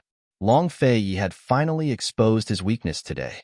If he wanted to protect Han Yunxi and his own reputation, then he'd have to pay the price. Long Fei Yi replied, "Chindi can't guess General Bailey's thoughts either. Your Majesty might as well ask him directly." Emperor Tianhui's eyes turned shrewd. "Duke of Qin, Duke of Qin. You're clearly in control of everything, but you still want to stay out of it. Now that you've exposed your weakness, Jin won't let you off so easily." "Fine. Jin will ask him properly," Emperor Tianhui said coldly. What was supposed to be a tense military meeting ended just like that. All of the officials were left confused, but Long Tianma stayed behind to ask, "Imperial Father, do you really want to fight this war?" Emperor Tianhui waved a hand to dismiss him without a word. The next day, Emperor Tianhui issued an imperial edict to reward the Bailey Navy for their efforts in protecting Tianning's honor. General Bailey also said that if Northern Li dared to start a war at the three-way battlefield, the Bailey Navy would head north to attack Northern Li's coastal defenses and force them to withdraw their troops. Emperor Tianhui rejoiced and approved the Bailey Navy's plan. Now Long Tianma and Mu Qingwu understood everything. "Qingwu, who do you think won this time? Imperial Father or Imperial Uncle Qin?" Long Tianma asked. Northern Li's coastal defenses were weak, which was where the value of Tianning's navy lay. As soon as Tianning's navy moved north, Northern Li would have to declare a ceasefire or transfer their troops to the east. They wouldn't lose too badly, but they wouldn't gain any advantages either. Did His Majesty win? Mu Qingwu said mildly. The Duke of Qin could have left Emperor Tianhui to clean up after the incident at Fishery Island, but for the sake of Han Yunxi's reputation, he'd yielded in the end. As Mu Qingwu spoke, he couldn't help but shake his head with a smile. Even when His Highness Duke of Qin gave in, no one could tell. Unless they knew the truth, how could any of the court officials see through him? But once war breaks out, won't Junie Xie benefit for nothing? Mu Qingwu couldn't accept it when he thought of this. Judging from Northern Li's actions, they'll definitely go to war. Imperial Uncle Qin can only let Junie Xie benefit like this? Long Tianma muttered to himself. Although he'd seen through the situation, he still felt regret. As soon as Han Yunxi heard the news, she rushed to Long Fei Yi's study in his quarters and stood in front of him, staring at him. Long Fei Yi calmly rolled up the annals of the 7 noble families in his hands and hid the title of the book before putting it aside. "Is something the matter?" he asked. Han Yunxi stared at him for a long time before she spoke. "Long Fei Yi, you're too black-hearted. Long Fei immediately knitted his brows. No one in the world had ever dared to stand in front of him and curse him. This woman was the first. Han Yunqi didn't care about Long Fei's unhappy expression. She said, "You were certain that Northernly wouldn't go to war, so you had General Bailey make that promise to Tianhui. It looked like you were giving in for me, but you were playing with Tianhui again." After returning home that night, Han Yunqi had been trying to figure out Long Fei's motives. Now she finally understood. This fellow was an expert among experts. If he hadn't been so young, he would have played Emperor Tianhui to death long ago during the struggle for the throne. How could he ever sit on the dragon throne? As long as Northernly didn't go to war, the Bailey Navy would have a legitimate reason to surround Fishery Island. Seeing Han Yunqi's agitated expression, Long Fei mistook her for anger and sighed softly. "Isn't your lordship doing all this for you?"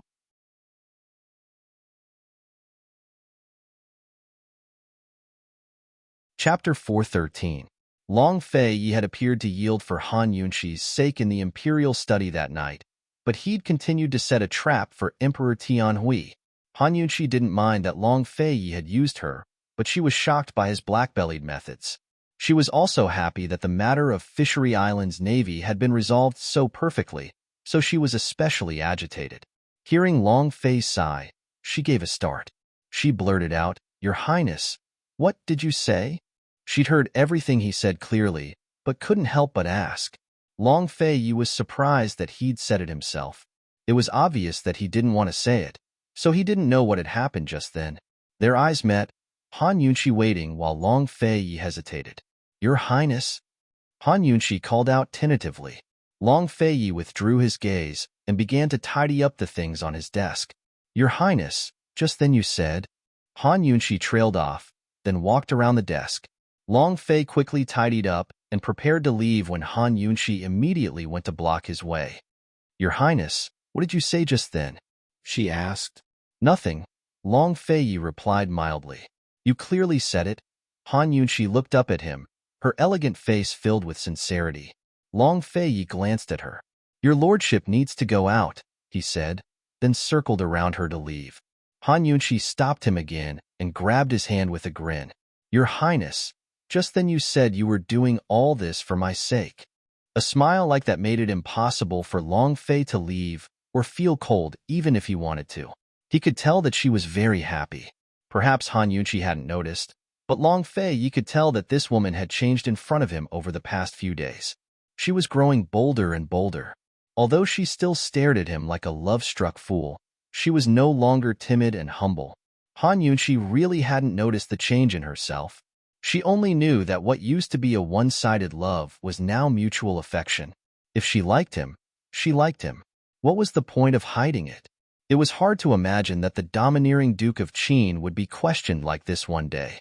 In this relationship, who was more timid?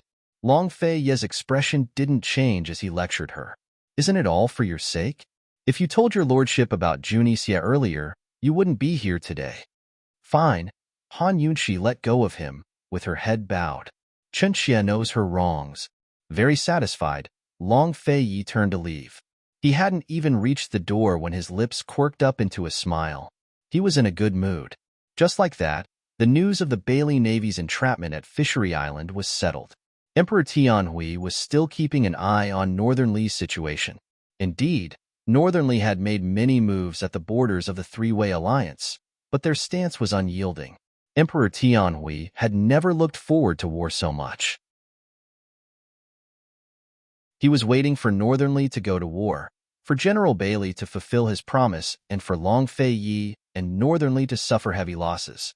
Although he predicted that neither side would suffer heavy losses, he'd still be the ultimate victor. However, who would have thought that an entire month had passed?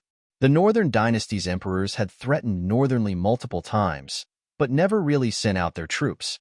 "Your Majesty, this is too abnormal." With the Northern Dynasty's emperor's personality, they should have sent out their troops half a month ago. Could it be that they're too afraid to act rashly because of Western Zhou's marriage alliance? Or are they afraid of the Bailey Navy? 2 days ago, I heard that Northern Lee's imperial ships showed up near Fishery Island. They've never suffered losses at the hands of a navy before, So why would they be afraid? Didn't a secret agent say that the Northern Dynasty's emperors disdain the Bailey Navy? Emperor Tianhui had just recovered from his illness, but the constant chatter of his officials had left him dizzy and lightheaded. He slapped the table and raged. General Mu, speak? Your Majesty, as this soldier sees it, there's something fishy going on. It's better to wait a few more days. General Mu was an old fox with plenty of military experience. He could faintly sense that something was amiss within Northernly, but he wouldn't say a word. As a great general, he was just like his son. The last thing he wanted was to see war break out.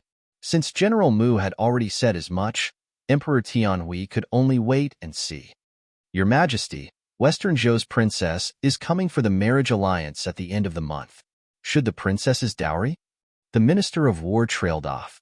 Everyone knew that Chu Chinga's dowry consisted of a large number of battle horses. Moreover, Chu Chinga had a team of archers under her command. According to the Chu clan's intentions, they wanted to combine the horses and archers into a team of elite soldiers under Chu Chinga's command. But at a time like this, leaving the horses to Great General Ning, the cavalry general stationed at the borders, was the most suitable choice. The Minister of War added in a low voice, Your Majesty, the Chu clan is still a Western Zhou military family. It wouldn't make sense to get rid of someone else's dowry for no good reason. But wasn't the current situation at the three-way battlefield a perfect excuse? Western Zhou couldn't refuse even if they wanted to. Emperor Tianhui understood the Minister of War's intentions and hesitated. Seeing this, Long Tianma was about to step forward and coax him, but General Mu stopped him with a look. The Minister of War was already Long Tianma's man. Emperor Tianhui didn't know that. At a time like this, Long Tianma only needed to remain silent. After some hesitation, Emperor Tianhui agreed to the Minister of War's suggestion. When the news reached Long Feiye's ears, Long Feiye told Han Yunqi, Chu Chinga's child hasn't even been born yet, but the fight for the throne has already begun. Han Yunqi shook her head. This isn't a fight for the throne, but usurping the throne. Long Tianma was already secretly plotting to usurp the throne. Of course, Han Yunqi wasn't interested in such matters. She was more concerned with another matter. Now that Emperor Tianhui's illness had recovered, Gu Beiwei could leave Profound Dragon Palace. Gu Beiwei had been summoned to the palace as soon as he returned to the capital on sick leave. He'd stayed in Profound Dragon Palace the entire time without leaving for a single day. Until yesterday, he could finally leave the palace to rest for a few days. Han Yunqi missed her Lil Thing. Many people were concerned about the emperor's illness. To avoid unnecessary trouble, Gu Beiwei had cut off all contact with the outside world as soon as he entered Profound Dragon Palace. Only those allowed in could ask about the emperor's condition. Han Yunqi couldn't contact him either, so she didn't know how Lil Thing was doing. Your Highness, Chunxia will be going to the Gu estate this afternoon to pick up Lil Thing. Han Yunqi reported her whereabouts honestly. Just have Chu Shifeng go. Long Feiye didn't even look at her. Lil Thing's been with him for so long. Chunxia needs to ask about it personally, Han Yunqi said. It must be still asleep, or else it would have come back on its own long ago. Long Feiye said mildly. You should at least ask about its condition. Han Yunqi didn't understand why this guy disliked Lil Thing so much. Why did he always dislike it? The poison beast won't die. Don't worry, Long Feiye said. Then we still need to understand its condition. I wonder how its poison and blood are recovering. Han Yunqi grew serious. If not for the fact that Lil Thing's blood hadn't recovered, she wouldn't have to work so hard in the detox system to help Bailey Mingxiang create antidotes. It won't recover in just a few months. Long Feiye hadn't mentioned it before, but he understood the poison beast well. In any case, he refused to agree to let Han Yunqi go. Han Yunqi regretted telling him where she was going. He'd never asked her to report her whereabouts either. After some thought, she said, You should at least ask. After all, it's Gu Beiwei who's taking care of it. Actually, she'd long noticed that Long Feiye was prejudiced against Gu Beiwei. No, it was more accurate to say that he was prejudiced against her friendship with Gu Beiwei. Last time, she'd used Gu Beiwei to provoke Long Feiye into action. Han Yunqi still had a guilty conscience, so how could she dare to say anything? When she saw that Long Feiye didn't speak, she said, Your Highness, It's better if you let Imperial Physician Gu examine your wound. Why don't you come with Chunxia? But Long Fei Yi simply said, Chu Shifeng, go to the Gu estate and have Gu Beiwe send Lil Thing over. Han Yunxi withered. She looked at Long Fei Yi, who'd been reading with his head bowed, and muttered to herself, You win. Soon enough, Chu Shifeng arrived with Gu Beiwe. Gu Beiwe looked the same as before. His complexion wasn't good, but it wasn't bad either. Dressed in snow-white robes, he was quiet and gentle. Anyone who looked at him would feel like the entire world was beautiful. This official greets Your Highness Duke of Qin, esteemed Wang Fei. He bowed in a manner that was neither servile nor overbearing. You may rise. Long Fei Yi stood in a lofty position, his aura imposing. Imperial Physician Gu, has your body recovered? Han Yunxi asked with concern. Many thanks for esteemed Wang Fei's concern. This official has already recovered. Whether Long Fei Yi was here or not, Gu Beiwe was always so polite. As he spoke, he handed over the little bamboo basket on the side. Esteemed Wang Fei, Lil Thing has recovered quite well. It wakes up every few days and stays awake for longer and longer periods of time. But right now, it's still asleep. It should wake up again in a day or two. Han Yunxi eagerly took the basket and lifted the red cloth to see Lil Thing curled up into a furry ball. She was both happy and distressed. She gently stroked Lil Thing for a long time before picking it up and holding it in her hands, carefully examining it. Although Lil Thing hadn't fully recovered, Gu Beiwe had raised it quite a bit. It felt quite heavy in her hands. It's gotten quite heavy. You really know how to raise it, Han Yunxi said with a smile. It was all fed with esteemed Wang Fei's poison. Gu Beiwe also smiled faintly. Has it ever been unable to find me when it wakes up? Han Yunxi asked curiously. Gu Beiwe recalled. The first time it woke up, it ran back to the Duke of Qin's residence. This official originally wanted to look for it, but it quickly came back on its own. It probably couldn't find you. It's very smart. When I'm not here, it'll obediently follow you. Han Yunxi was amused. Gu Beiwe hurriedly nodded. Esteemed Wang Fei knows it best. After that time, it stopped running every time it woke up. Wherever this official goes, it follows. When Han Yunxi and Gu Beiwe talked about Lil Thing, it was as if they had endless things to talk about. The more they talked, the happier they became. She didn't know if Gu Beiwe was aware of Long Fei Yi's existence. In short, Han Yunxi had forgotten about Long Fei Yi. Long Fei sat on one side, his already frigid face now covered in a layer of ice. Finally, when Han Yunxi was laughing, he opened his mouth.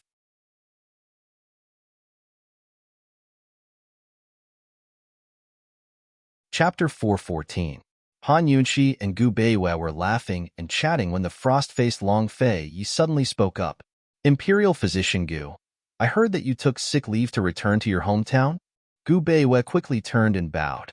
Yes. Where's your hometown? Long Fei Yi asked. Han Yunxi grew curious as well. From what she understood, Gu Beiwe had followed his grandfather to Tianning's capital city. He'd probably grown up in the medical academy as a child. In the end, his parents had never mentioned it. It's in Longxi. This official's parents died when I was young, so I was raised by my grandfather. My ancestral home is Longxi County and I grew up in Medical City. Later on, I followed my grandfather to Tianning and have been living here ever since. This time, I came back to Longxi to recuperate from my illness and pay respects to my ancestors. Gu Beiwe seemed to know what Long Fei Yi was going to ask next. He not only answered, but explained everything clearly. Long Fei Yi had recently sent people to check the medical academy's records in Longxi County for verification. Although Long Fei Yi didn't believe him completely, he still hadn't found any evidence to prove that Gu Beiwe was lying. If he hadn't seen Gu Beiwe's skills in Medical City, he might have given up on his suspicions long ago. Long Fei Yi nodded and didn't ask any more questions. Wang Fei, you said that your lordship's wound needs to be examined again? Wang Fei, is he called Han Yunxi? Han Yunxi didn't know how to react. Whenever Long Fei spoke to her, he'd either call her by her full name or call her by her full name. She was currently pondering Gu Beiwe's origins. His parents had died when he was young, and he was a pot of medicine. How bitter must his life have been? Long Fei Yi deliberately looked over, but she didn't notice. Gu Beiwei could have answered on behalf of Han Yunqi. After all, the follow-up was his business. However, he stood there and did not say a word. Long Fei Yi stared at her for a long time before saying, Han Yunqi. Han Yunqi regained her senses. Your Highness called me? Does this prince's wound need to be examined? Although Long Fei Yi was displeased, he still patiently asked again. When Gu Beiwei saw this scene, he faintly felt that the Duke of Qin's patience with esteemed Wang Fei seemed to have improved quite a bit after not seeing each other for a while. Esteemed Wang Fei also seemed to be more at ease in front of the Duke of Qin. Follow-up? When the gauze was removed, it was confirmed that he had recovered. The follow-up visit was just an excuse that Han Yunqi used to say that she couldn't win against Long Fei Yi. Of course. She hurriedly nodded and secretly gave Gu Beiwei a look, indicating for him to cooperate. Imperial Physician Gu, His Highness's wound healed faster than expected. It was basically healed last month. Just in case, take a look again. Gu Beiwei could actually accurately calculate when Long Fei Yi's wound would heal. In order to hide his medical skills, he deliberately exaggerated the healing time. He pretended to be shocked. It healed last month? That's right. Take a look again. Han Yunqi had a serious expression. Long Fei Yi didn't say anything. He moved to the side hall to let Gu Beiwei examine him. He wasn't a physician, but he knew best whether his wound had healed or not. How could Han Yunqi hide her intentions from him? He took the initiative to ask about the follow-up visit in order to change the topic. The little thing had been sent over, and the follow-up visit had been completed. Shouldn't Gu Beiwei take his leave now? These three people, each one was more shrewd than the other. Today's game was just a small trick. If they became enemies one day, what kind of schemes would they use? Gu Beiwei wasn't careless. He seriously examined Long Fei Yi and then sighed with emotion. His Highness's constitution is extraordinary. This can be considered a miracle. Didn't this miracle come from Imperial Physician Gu's hands? Long Fei Yi countered with a question. Gu Beiwei wasn't alarmed. His expression didn't change as he said modestly, I wouldn't dare. Long Fei Yi didn't like to argue without results, so he didn't say much. Gu Beiwei withdrew. As he wished, he said, Your Highness Duke of Qin, esteemed Wang Fei, this official should also take his leave. Before Han Yunqi could speak, Long Fei Yi waved his hand, indicating that he could leave.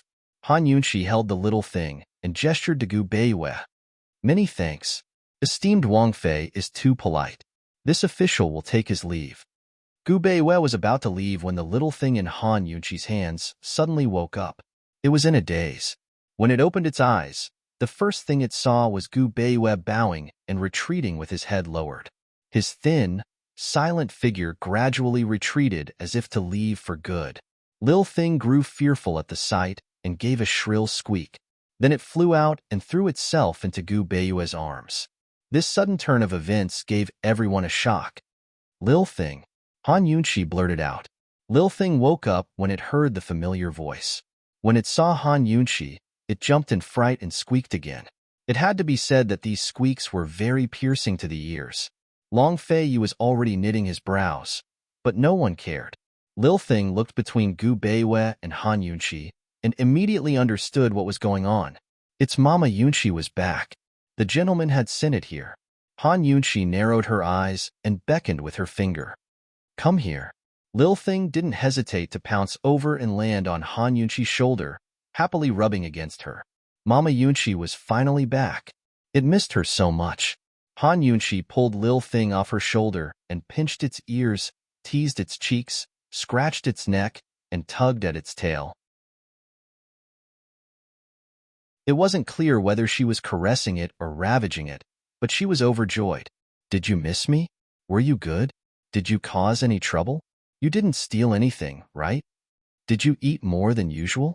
Lil Thing had no idea what Mama Yunqi was talking about, but it kept squeaking and rubbing against Han Yunqi's fingers like a spoiled child. Long Fei Yi arched an eyebrow as he observed Han Yunqi's affectionate gestures. He didn't even blink. Esteemed Wang Fei, I'm afraid it smelled your scent and woke up early, Gu Beiwei grinned. Probably because it smelled the poison on my body. Han Yunqi grinned as well. So these two were going to start chatting again? On one side, Chu Shifeng and Zhao Mama exchanged meaningful glances. But Gu Beiwei didn't continue the conversation. It's good that Lil Thing's awake. This official still has matters to attend to, so I'll take my leave now. This time, he really left. This time, Lil Thing was very quiet. It nestled in Han Yunqi's hands and watched silently until the gentleman's figure disappeared from sight. It didn't know what had gotten into it just then. Was it too sleepy, or had it learned too much about him over the past few months? Was that why he had such a desolate illusion? Sir, Lil Thing really wants to spend more time with you. After Gu Beiwei left, Long Fei Yi rose to his feet and walked towards Han Yunqi. Lil Thing was staring blankly at the door when it suddenly caught a whiff of a familiar scent. It was so familiar, but it couldn't remember what it was. It sniffed and slowly turned its head, only to see Papa Long's 5 fingers rushing towards its face. A woo. A familiar scent meant danger. Its soft fur stood on end as Lil Thing tried to flee, but it was too late. Long Fei Yi grabbed it by the tail and lifted it up.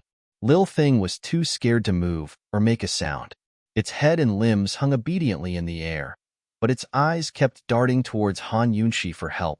Lil Thing hadn't fully recovered yet, so Han Yunqi was worried that Long Fei Yi would toss it out again. She was about to take Lil Thing back when Long Fei Yi remarked, "It really has gotten heavier." This guy didn't toss Lil Thing away. Han Yunqi nodded. Imperial physician Gu knows how to take care of it. Long Fei Yi wanted to say more, but fell silent for a long time. In the end, he gave Lil Thing back to Han Yunqi and said, "It's time to reduce its diet. It won't be able to run if it's too fat."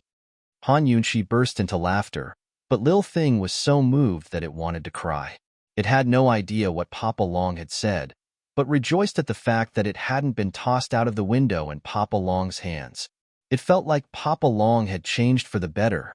After Han Yunqi took Lil Thing out, Long Fei Yi asked Chu Shifeng, "What's there to talk about with a mouse?"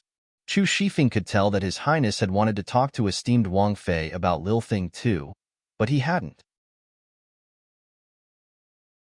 "Master, that's a squirrel, not a mouse," Chu Shifeng could only reply. Long Fei only gave him a cold glance, but didn't ask any questions. Instead, he changed the subject. "Have you made arrangements?" "According to your Highness's orders, everything's been taken care of. Tang Li's already gone to stand guard," Chu Shifeng replied. Mute Granny had arrived at the capital after them and was placed in the solitary enclosure. Tang Li had stood guard at the hidden pavilion for a long time, but the mysterious black-robed man never showed up again. "Your Highness, could that black-robed man have already died? He was just holding on, or perhaps he took some sort of miracle medicine to preserve his heart." Chu Shifeng guessed. "Your lordship is more interested in how he knew Mute Granny was in my hands," Long Fei Yi said. Mute Granny was the Mu clan's top secret. Muingdong would never reveal her existence to outsiders. Besides him, the only other person who knew was Gu. But that man couldn't have known Mute Granny was still alive. Chu Shifeng had handled the matter flawlessly. Moreover, with Gu's personality, he would have told Han Yunqi long ago if he knew Mute Granny was fine. Long Fei Yi pondered the question for a long time, but couldn't figure out where the problem lay. "Your Highness, this subordinate's already investigated. Gu Qisha hasn't returned to Medicine Ghost Valley yet. His whereabouts are unknown," Chu Shifeng reminded him in a low voice. Chu Shifeng felt that hiding Mute Granny from esteemed Wang Fei was a dangerous thing. If one day the secret was exposed, even His Highness wouldn't be able to explain himself. Moreover, His Highness probably didn't want to explain himself either. Long Fei Yi pinched the bridge of his nose and intoned, "Tell Tang Li to keep a close eye on the man." Currently, Gu Qisha was finally leaving the Mu clan's medicine storehouse after staying for so long. That's right, he and Mu Ling had found the Panoptic Red Lotus. Although it wasn't the top treasure in the Mu clan's storehouse, it was still in the top 10. Mu Ling didn't even blink as she stuffed it into Gu's hands. "Chi brother, take care of it."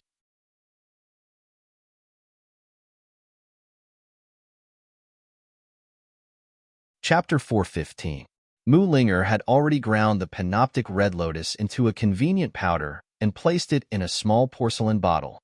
Mu Linger had suffered so much to find this thing, but Gu took it for granted and didn't show any gratitude. He really didn't have any conscience. However, Mu Linger wanted him to be this impolite. If he said thanks, she would feel distant. Love was nothing more than being willing to do it. Chi brother, we only have the bear chuan left. Let's go steal it from the 100 Poisons sect. Mu Linger's big watery eyes looked shifty. After a few months of torment, she had lost a lot of weight, but her spirit was very good. Steal?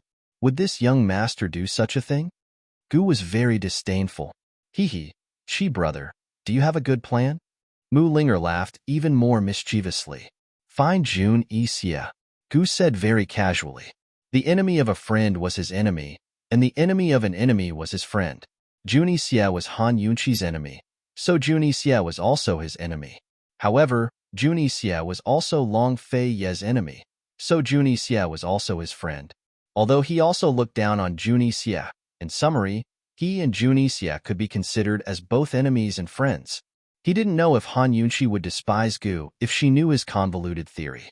In short, the moment Gu knew that the bear chuan was in Jun Xia's hands, he planned his plan. With the medicine in hand, it would be easy to trick Long Fei Yi. He could give the opportunity to trick Long Fei Yi to Jun Xia, but the condition was that he wanted the bear chuan. Are we going to Northernly? Mu Linger asked hurriedly. She didn't know about Gu's dark thoughts. She only cared about where to go with Chi brother. Gu rubbed his chin. He and Mu Ling had been hiding in the Mu family's medicinal herb storehouse for a period of time. It could be said that they were completely oblivious to the outside world and were only focused on finding the Mi Tianhong. He did not know that Jun Xia was trapped on Fishery Island, nor did he know the real reason why Jun Xia was trapped on Fishery Island. He thought that if Jun Xia was not at the 100 Poisons sect, then he must be in the capital of Northernly. After putting away the panoptic red lotus, Gu said, "Let's go and have a drink before asking around." Mu Linger was overjoyed. All right, let's get drunk. As soon as they left the Mu clan's medicinal herb storehouse, Gu heard the news that Northernly's Duke of Kong had been besieged by Tianning's Duke of Qin on Fishery Island. The two countries were on the verge of war. Mu Linger was so drunk that she fell asleep on the dining table. Gu leaned against the window and rubbed his chin, completely sober. Is the Long Fei Yi really going to war just to steal the fish? He muttered to himself. Master, I heard that Tianning's entire navy went over with thousands of archers. Northernly's imperial clan even hired numerous martial arts experts in secret, but none of them managed to save the fish, an attendant reported in a low voice. What good will it do the Long Fei Yi if the two countries go to war? Gu had never cared about the affairs of the imperial court, but he could tell that Long Fei Ye's provocation of Northernly didn't make sense. Master, why don't this subordinate go ask around again? The attendant asked. Let's go to Northernly's capital and get some information, Gu said, a shrewd look in his eyes. Could it be that there's some sort of treasure on Fishery Island? Master, why don't you go there yourself? The attendant asked cautiously. Gu rolled his eyes at him. Know yourself and know your enemy, and you'll never be defeated. Do you understand? Cooperating with Jun Xia was like asking a tiger for its skin. He had to be careful with every step. If he didn't get a clear picture of the situation, how the hell was he supposed to cooperate with him? The attendant didn't dare ask any more questions, but left with his tail between his legs. Ayaya, Gu sighed softly. Those who didn't know him would be captivated by the sight of such a beautiful man sighing. Those who knew him would feel their hairs stand on end. Those devilish eyes of his were clearly plotting something again. He had to figure out the situation before acting. Long Fei Yi had trapped Jun Xia. For him, this was the perfect opportunity to negotiate with Jun Xia. Gu sat on the windowsill with his arms resting on his knees. He looked casual and carefree. His red robe was like fire, and his hair was as black as ink. Under the moonlight, his face alone was as beautiful as a celestial being. Mu Linger had started to murmur beside him. Chi brother, let's stay together forever, okay? Unfortunately, Gu turned a deaf ear to her. He looked at the bright moon in the sky with a wicked smile on his face. Gu was waiting for news. On Fishery Island, Jun Xia was feeling melancholy. He had been waiting for Northern Li's imperial clan to rescue him this entire time, but there was still no news after a month. He was certain that the Northern Dynasty's emperors would save him and even send troops to threaten Tianning, so that Emperor Tianhui would put pressure on Long Fei Yi. But the Ning Navy hadn't moved a muscle yet. Even if Tianning's navy was strong, the Northern Dynasty's emperors wouldn't be intimidated by it. With the Northern Dynasty's emperor's temperament, they'd definitely start a war. He had no idea what was going on outside. Days like these were truly unbearable. There wasn't much fresh water and rations left on the island.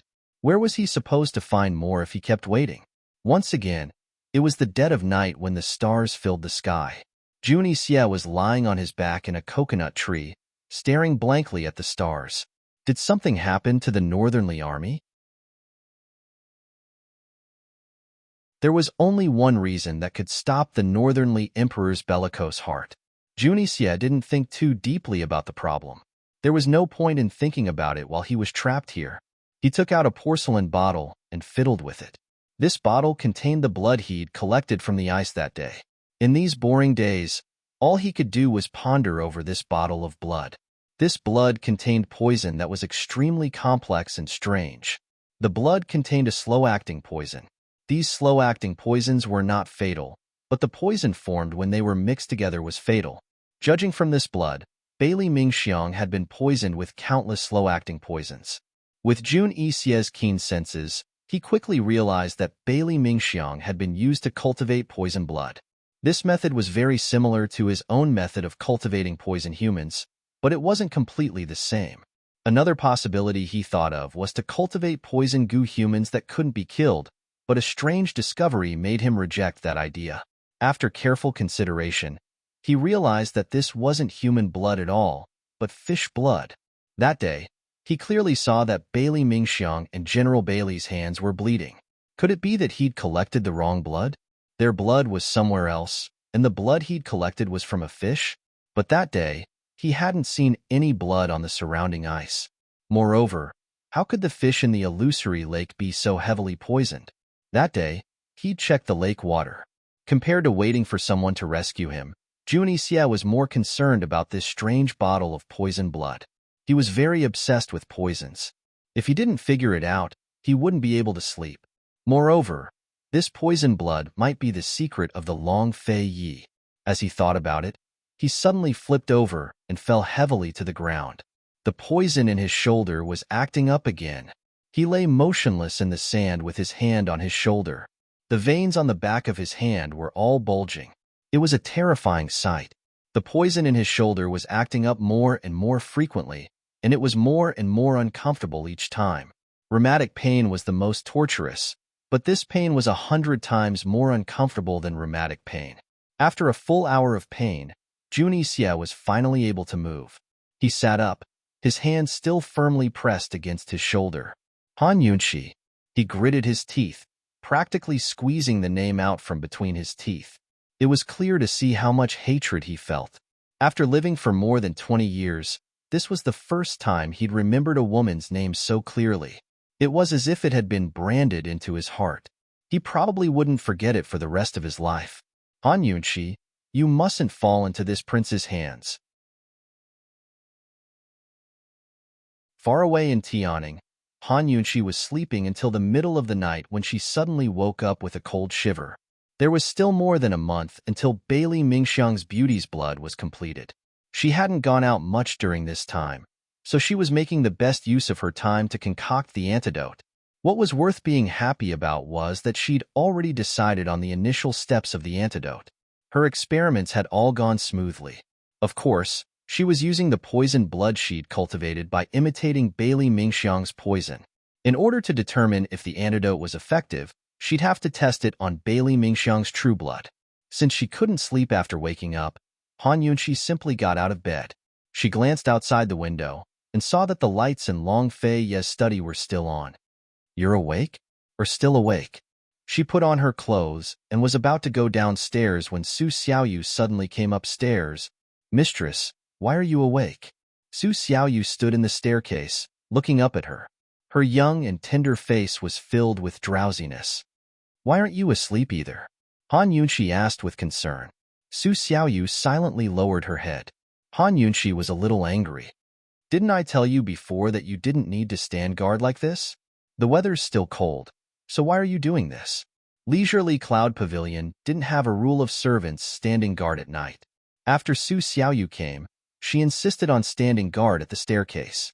After Han Yunxi came back from the disaster area, she thought that the little girl had changed her bad habits.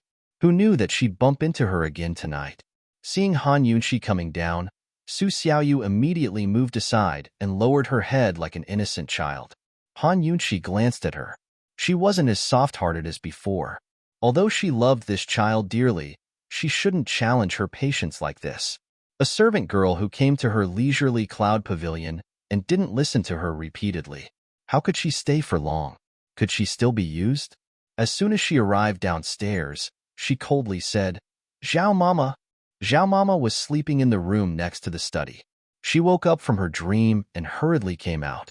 When she saw Su Xiaoyu, she knew what was going on. Discipline her well. If there's a next time, send her out, Han Yunxi mercilessly instructed. Su Xiaoyu immediately fell to her knees, her small frame trembling. She didn't dare to make a sound. This servant understands, Zhao Mama replied calmly. She thought to herself, this is exactly how esteemed Wang Fei should teach Su Xiaoyu a lesson. Otherwise, who knows what she'll become in the future? Han Yunxi walked out the door and realized that it was almost daybreak. Zhao Mama hurried after her and wrapped her in a cloak. Esteemed Wang Fei, why did you suddenly wake up? Zhao Mama asked in a low voice. When did His Highness come back last night? Han Yunxi asked. Zhao Mama knew the answer on purpose, but didn't say it out loud.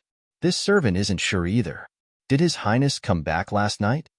Han Yunxi was too lazy to pay her any more attention. She didn't leave the courtyard, but sat down on the swing instead. Northern Li still hadn't gone to war, and Chu Qingge's marriage alliance was imminent. She figured that the next few days would be more peaceful. She had to hurry up and deal with the beauty's blood. Because of it, her analysis of the perplexing butterfly illusion had been delayed.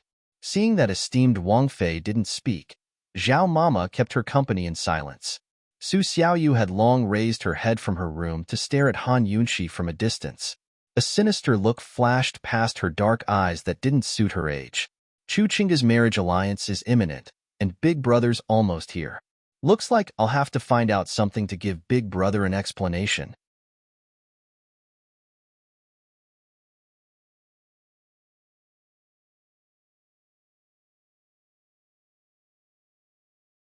Granny Zhao was very satisfied and urged, hurry up and tidy up. Su Xiaoyu picked up the heavy kettle. A sly smile flitted across her lips, and she suddenly threw the kettle on the ground. Ah! She quickly jumped out of the way. Frightened, Zhao Mama dodged to the side. Fortunately, there wasn't much water left in the kettle, and it was already cold. Otherwise, it would be hard to say what would happen if the hot water splashed onto them. You still haven't recovered your senses? Zhao Mama grew angry. Su Xiaoyu patted her chest with a face full of fear. Thank goodness, thank goodness. Thank goodness esteemed Wang Fei wasn't here. Otherwise, you wouldn't be able to pay for it even if you had 10 lives. Zhao Mama said unhappily. Zhao Mama, this thing is too dangerous. Esteemed Wang Fei uses it to make tea every day. What if? Su Xiaoyu trailed off. Pa, shut your crow's beak. Zhao Mama glared at her. But as she looked at the broken pieces and water on the ground, she began to seriously consider the problem. Esteemed Wang Fei and His Highness both drank kung fu tea. The teacups were very small and needed to be constantly filled with water, so they had to ensure a constant supply of hot water. There was a mini stove on His Highness's tea table in His Highness's courtyard, and there was a dedicated attendant to boil the water. There was no need to prepare such a heavy kettle, but esteemed Wang Fei wouldn't be so convenient. Seeing that Zhao Mama didn't speak, Su Xiaoyu whispered, Zhao Mama, I saw a small stove at His Highness's place before. Isn't that convenient? Why don't we have esteemed Wang Fei ask for one from His Highness? Zhao Mama laughed when she heard this. Do we need to ask His Highness for such a thing? We'll just have Steward Luo find one later. Su Xiaoyu was overjoyed. That's much more convenient. I'll be in charge of boiling the water in the future. The seeds of a conspiracy had been planted, but Han Yunqi was completely unaware. In her heart, she could be completely at ease living in the Duke of Qin's residence. Especially after Long Fei Yi strengthened the security, even Gu couldn't enter. At this time, Han Yunqi was already at the Bailey Army estate. There was still more than a month before the beauty's blood was ready. Bailey Mingxiang's health was deteriorating day by day, and she couldn't get up from her bed 3 days ago. How much poison do you have left? Han Yunqi asked indifferently. Exactly 15 servings. Take one every 2 or 3 days, and it'll be over. Bailey Mingxiang's lips were pale, and her face was bloodless. However, there was no aura of death around her, because her eyes were tranquil. It wasn't that she had seen through pain and death, but that she had seen hope. The woman sitting in front of her at this moment was her hope. Han Yunqi nodded. She activated the detoxification system to examine her body and, at the same time, to take her pulse. Bailey Mingxiang was very quiet. She had completely forgotten about her own body. She stared blankly at Han Yunqi's slender fingers, and the scenes on Yu Zhou Island unconsciously surfaced in her mind. That trip had actually been worth it.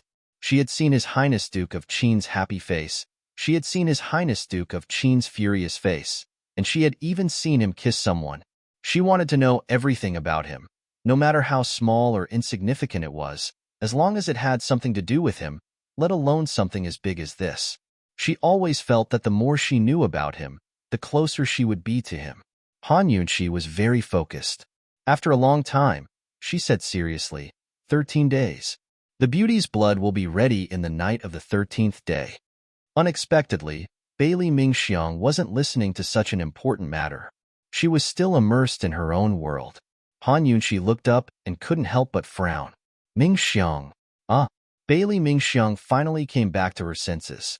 Han Yunqi was defeated. Do you know what I just said? Bailey Mingxiang was a little embarrassed. I didn't hear you clearly. It's very likely that you only have 13 days left to live, Han Yunqi said with a serious expression. Bailey Mingxiang smiled. Esteemed Wang Fei said that she would save me, so she will definitely save me. 13 days will be the end of Mingxiang's suffering. Han Yunqi finally let go of her hand and stood up. You trust me that much? Bailey Mingxiang looked at Han Yunqi with a sweet smile. Amen. Why? I still haven't made the antidote. Han Yunqi asked curiously. Bailey Mingxiang had too many reasons, but she only said one. Because His Highness's taste can't be wrong. I only found out today that you have a sweet mouth. Han Yunqi smiled. As a doctor, what she needed most was the trust of her patients. She sat down and seriously explained her efforts in the past 6 months to Bailey Mingxiang. Although the process was very responsible, it was mainly about 2 things. The first was to simulate the poison in Bailey Mingxiang's body. The second was to find the antidote for this poison. This was a simulation experiment. The simulated poison was different from the poison in Bailey Mingxiang's body, but the difference wouldn't be too big. Now, there were only 13 days left to cultivate the beauty's blood. In other words, Bailey Mingxiang's blood was now stable and wouldn't change much. She could now take Bailey Mingxiang's blood and put it into the detoxification system to cultivate it. Bailey Mingxiang still needed 13 days to cultivate the beauty's blood, but her detoxification system only needed half a day to 1 day to add the remaining 10 poisons and cultivate the real beauty's blood. When the time came, Han Yunqi only needed to use the simulated antidote to try to detoxify the poison. She only needed to make some minor adjustments to the prescription and there wouldn't be any problems. Although Bailey Mingxiang couldn't hear him clearly, she still understood a bit of what he'd said. Esteemed Wang Fei, then why didn't you wait until now to take the blood and find the antidote? Doing those simulations seems superfluous. Bailey Mingxiang asked curiously. Taking the blood and finding the antidote now will only take 10 days. I don't have the ability to make the antidote. Han Yunqi did the simulations to save time. She thought that the simulated antidote and the real antidote would only differ by 1 or 2 ingredients. 10 days was enough for her to find the difference. Bailey Mingxiang didn't really understand, but she still nodded. She got up and wanted to get off the bed. Lie down. You don't need to get off the bed to take the blood. Han Yunqi stopped her. Esteemed Wang Fei, Mingxiang has something that needs to be done, Bailey Mingxiang said with a smile. Han Yunqi thought that she wanted to go to the bathroom, so she quickly helped her up. Who would have thought that once Bailey Mingxiang got off the bed, she would immediately kneel down? Esteemed Wang Fei, Mingxiang promises that as long as I can keep my life, I will never marry and will serve you. Han Yunqi was scared and quickly went to help her up. Don't be like this. I already said that I saved you because I didn't want to offend anyone. After all, most of the poison you took was given by me. Esteemed Wang Fei, even if you didn't give him the poison, His Highness would have found it from somewhere else. It's the same. Bailey Mingxiang insisted on not getting up. Han Yunqi felt very helpless. Because of her profession, she had seen too many patients who were grateful at first and made all kinds of promises, but after being cured, they forgot what they said. This wasn't being ungrateful, but when people were sick, they only had one thought in their mind. As long as they were cured, they were willing to pay any price. All right, I'll promise you. Hurry and get up. Han Yunqi was only perfunctory. She knew that no matter what she said now, Bailey Mingxiang wouldn't listen to her. In any case, once she cured the poison and gave Bailey Mingxiang a normal life, she would naturally want to live a good life, marry, and have children. As for serving her for a lifetime, she could just laugh it off. Han Yunqi took Bailey Mingxiang's blood and put it in a small porcelain bottle that she had prepared beforehand. Then, she put it into the detoxification system through the medical kit. Although the detoxification system's process of scanning a person's body for toxins and putting poisonous blood in for testing were two different processes, the toxins were the same. Therefore, this time's test should be very easy for the detoxification system. However, Han Yunqi felt dizzy the entire way back. She even fell asleep as soon as she reached Leisurely Cloud Pavilion. When she woke up, she discovered something very strange. Bailey Mingxiang's blood wasn't human blood, but a type of blood that was very similar to fish blood. The final answer that the detoxification system gave her was mermaid's blood. Han Yunqi was stunned. She didn't expect the Bailey family to be mermaids. She muttered to herself, No wonder. General Bailey doesn't have any experience at all, but he was able to form such a strong navy. Did Long Fei know about this? Han Yunqi ignored her exhaustion and immediately went to find Long Fei.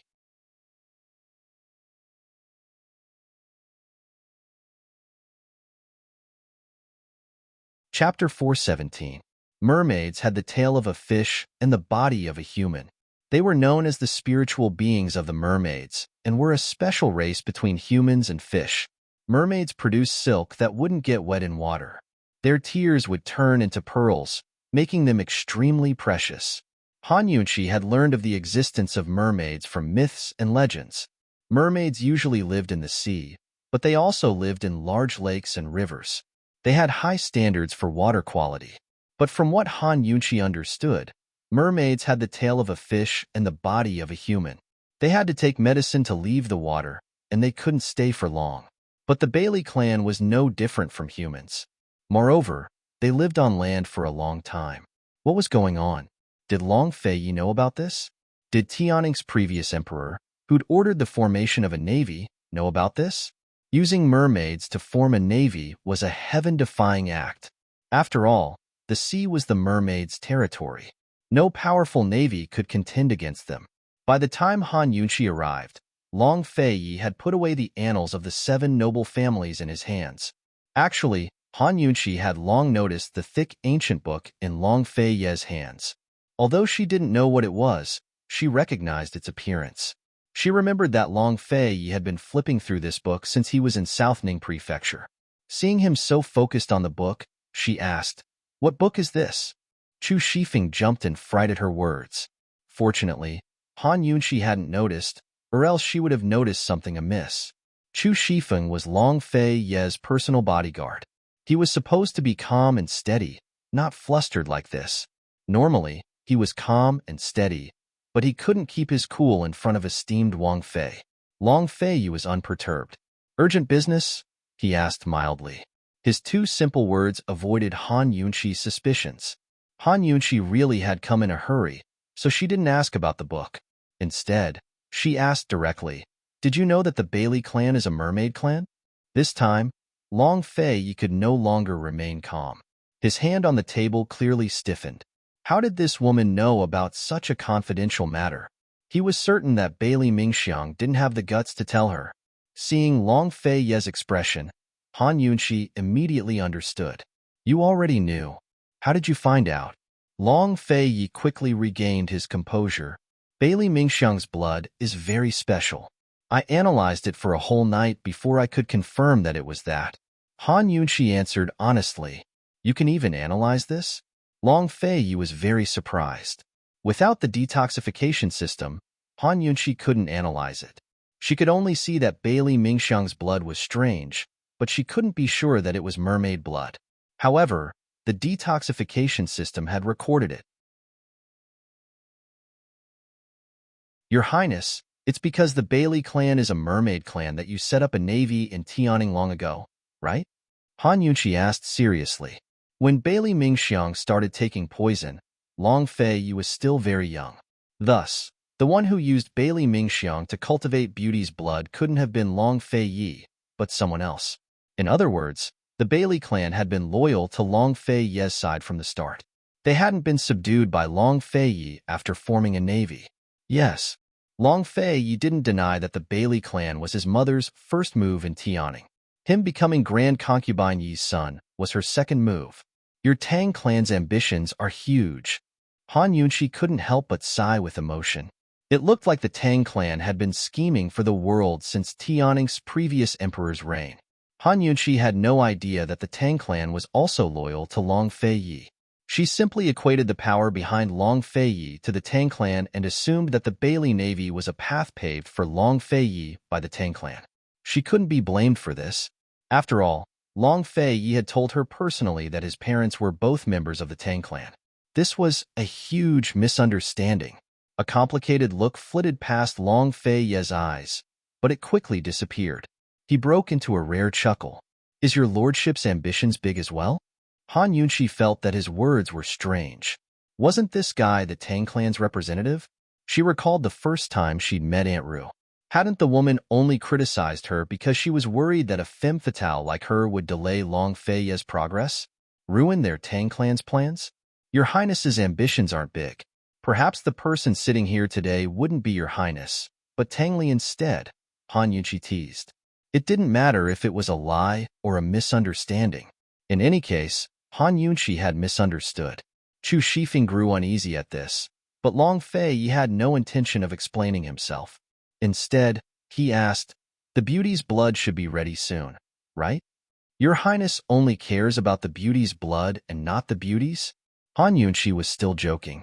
Of course, the beauties were referring to Bailey Mingxiang. Long Fei asked back seriously, "You want your lordship to care?" The two of them spoke ambiguously. This concern was not a concern for the other party, but there was clearly a hidden meaning behind their words. In the end, Han Yunxi grew serious. "Your Highness, Bailey Mingxiang has worked hard even if she didn't have any meritorious service. It wasn't easy for her to endure hardships since she was young." Although Han Yunxi had always claimed that she'd saved Bailey Mingxiang because she didn't want to harm the heavens with her poisons, she both pitied and admired Bailey Mingxiang. At the very least, she'd never heard Bailey Mingxiang complain about anything in her interactions with Bailey Mingxiang. When Long Fei didn't speak, Han Yunxi added, "Your Highness, if such a good girl dies like this, it'll be your Highness's loss." Anyone who wasn't in the know might assume that Bailey Mingxiang had some sort of relationship with Long Fei. Long Fei only wanted the beauty's blood. He didn't care about anything else. Forced by Han Yunxi, he could only ask mildly, "Can't you save her?" "Has your Highness never cared whether the antidote was successfully concocted?" Han Yunxi pursued. "Even if it wasn't Bailey Mingxiang today, if it were any of Long Fei's subordinates, be it a man or a woman, Han Yunxi would have the same thought. Wasn't Long Fei being too heartless and cruel with his indifference? Long Fei had such an emotionless and cold personality. He was annoyed by Han Yunxi's relentless questioning. He said unhappily, "It's not your business. Why should your lordship care so much?" Han Yunqi was speechless. Long Fei Ye's words sounded so sweet, as if he was trying to curry favor with her. But his tone was serious and unhappy. Han Yunqi stood rooted to the spot, unsure of how to reply. Chu Shifeng's expression was one of disbelief. Who said His Highness Duke of Qin didn't know how to sweet-talk, be romantic, or confess? This wasn't the first time something like this had happened. Your Highness Duke of Qin, are you sure you're not doing this on purpose? Qin Wanru thought to herself. Han Yunqi was a little embarrassed by his sweet words, but Long Fei was full of himself. Fine, he was just being straightforward. Perhaps he didn't know how sweet his words sounded. He arched a brow at Han Yunqi and said, just pretend you don't know about the Mermaid Clan. Don't mention it to the Bailey Clan either. Understood. Han Yunqi knew what to do. Just like that, the two of them forgot about Bailey Mingxiang. Han Yunqi asked curiously, Your Highness, how can the Mermaid Clan stay on the water for so long? The Bailey Clan is a branch of the Mermaid Clan. They're no different from normal people on land, but they show their mermaid characteristics in the water, Long Fei explained. Han Yunqi nodded. She didn't find it strange. Cloud Realm continent had plenty of strange people and strange things to begin with. She thought that the Bailey Navy would definitely become Long Fei Ye's most powerful military force. Mermaids were not only the rulers of the seas, but the masters of the rivers and lakes as well. After Han Yunqi left, Long Fei took out the annals of the 7 noble families again and flipped to a random page. The yellowed page was empty except for 2 large characters. Bailey. Long Fei flipped to the next page and found a detailed introduction of the Bailey clan. The Bailey clan was one of the 7 noble families of the Great Qin Empire and once controlled the Great Qin Navy. They controlled all of Cloud Realm continent's water systems. Of course, that was all in the past and history. Even the annals of the 7 noble families had no record of the Bailey clan being the Mermaid clan. It was a secret that the Bailey clan never told outsiders. Your Highness, esteemed Wang Fei, is too. Chu Shifeng didn't know what to say. Even the other 6 noble families didn't know that the Bailey clan was the Mermaid clan. How did esteemed Wang Fei find out? Actually, Chu Shifeng was only trying to persuade him otherwise. Some things couldn't be hidden from esteemed Wang Fei. His Highness had always been a decisive and ruthless man. He could pick up and let go, win and lose. What couldn't he take? Even if esteemed Wang Fei found out the truth, so what? Esteemed Wang Fei had her own choices, didn't she? Chu Shifeng wanted to coax him further, but Long Fei changed the topic. How's the situation in Northernly? There's still a lot of activity at the 3-way battlefield, but everything at the horse farms is going according to your Highness's orders. The Northern Dynasty's emperors are only putting on a show. They won't dare to do anything, Chu Shifeng replied honestly. Emperor Tianhui was hoping for the stars and the moon, hoping that Northernly would go to war. Unfortunately, the 3-way battlefield hadn't made any real moves despite the ruckus. Due to the terrain of the 3-way battlefield, Emperor Tianhui would have ordered Great General Ning to move out first. For now, Emperor Tianhui could only wait patiently. When will Chu Qingge arrive? Long Fei asked next. The bridal procession has already reached Longxi Prefecture. There will be another 10 or so days before they reach the capital, Chu Shifeng replied. Long Fei nodded and instructed, remember to send His Majesty a big gift on the day of the wedding. Chu Shifeng smiled and nodded. This subordinate understands. Long Fei picked up the annals of the 7 noble families to continue reading. Actually, he didn't care about Tianning's political struggles at all. Over the past few years, he'd set up a trap in Tianning's court to hide the sky with one hand. To him, it was only a matter of whether he wanted to or not. To him, the matters of the 7 noble families were more important. Han Yunqi had no idea about any of this. After figuring out the situation with the Bailey clan, she set her mind at ease and continued her experiments. The blood she'd extracted was already an embryonic form of Beauty's blood, so the detox system could mix the remaining toxins into Bailey Mingxiang's blood to create Beauty's blood. Less than half a day later, the detox system gave her a small bottle of precious Beauty's blood. More accurately speaking, it was called Quasi-Beauty's blood.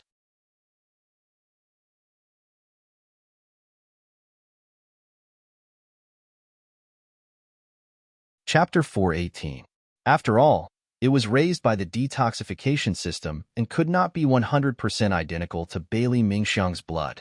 Otherwise, Han Yunxi could help Bailey Mingxiang detoxify the poison right now and not let her continue to raise the blood. The quasi-beauty's blood was placed on a small white porcelain plate, making it look especially bright red.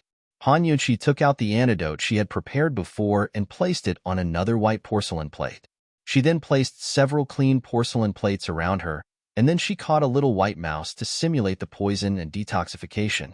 Other women's studies would be filled with zither, chess, calligraphy, paintings, and embroidery, but Han Yunxi's was completely different. There were 2 walls of books, a medicine cabinet on one side, and a long workbench in the middle filled with bottles and jars and all sorts of small porcelain dishes. It did not look like a normal woman's study, nor did it look like a doctor's study. In short, it was very strange. Su Xiaoyu was very curious about this study, but it was a pity that she did not have many chances to come in. The princess consort had told her that when she was not here, no one was allowed to enter the study. No matter how curious Su Xiaoyu was, she would not break the rules so easily. She only had one goal in sneaking into the Duke of Qin's manor, and it was very clear. She would not touch anything else no matter how curious she was. At this time, she came in with the snacks and happened to see Han Yunxi fixing the little white mouse's head and limbs to the wooden board. She was carefully inserting needles into the little white mouse's thigh. Seeing this, Su Xiaoyu could not hold back her curiosity. She put down the snacks and inadvertently took a few more glances. Han Yunxi's attention was all on the little white mouse and did not notice Su Xiaoyu. However, the little thing sitting at the corner of the table had already noticed her. Its large black eyes were filled with vigilance. The little thing's intuition had always been very accurate. In its eyes, Su Xiaoyu was not a good thing. Seeing that Han Yunxi did not notice, Su Xiaoyu carefully put down the snacks and walked a bit closer.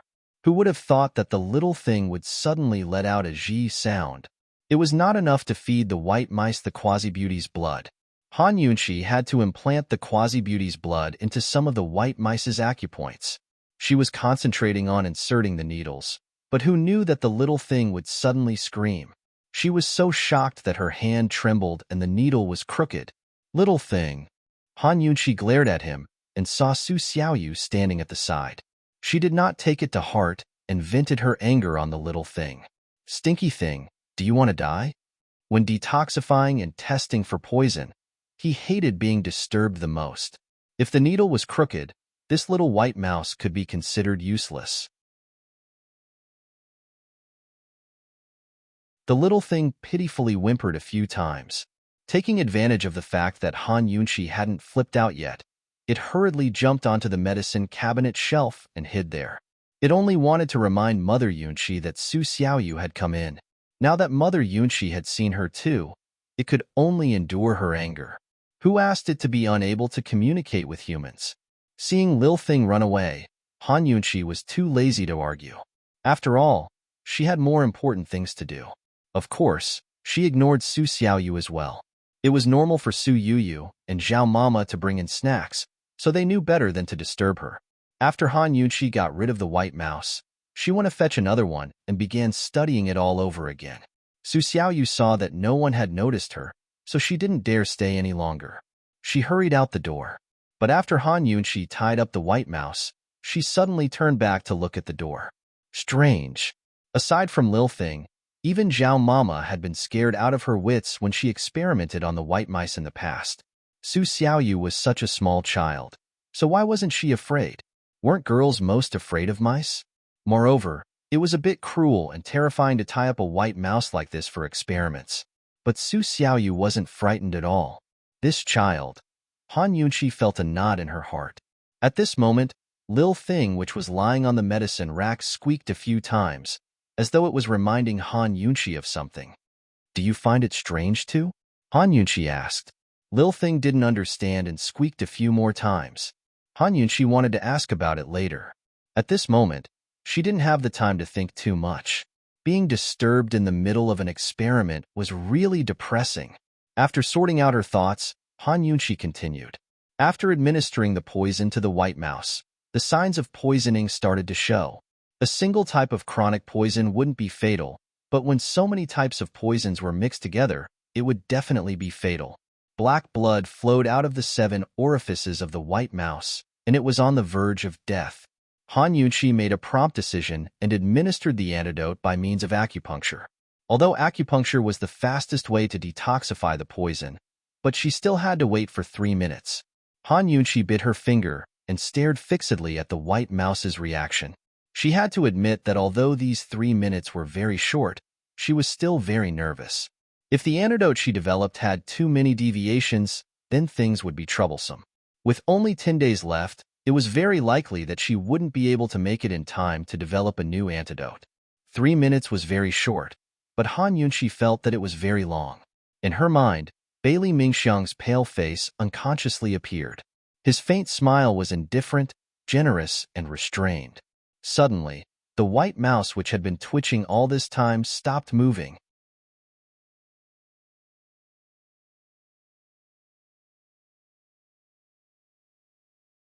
By the time Long Fei Yi arrived at the Bailey Army's residence with Han Yunqi, Bailey Mingxiang's pulse had already begun to weaken and her life was in danger.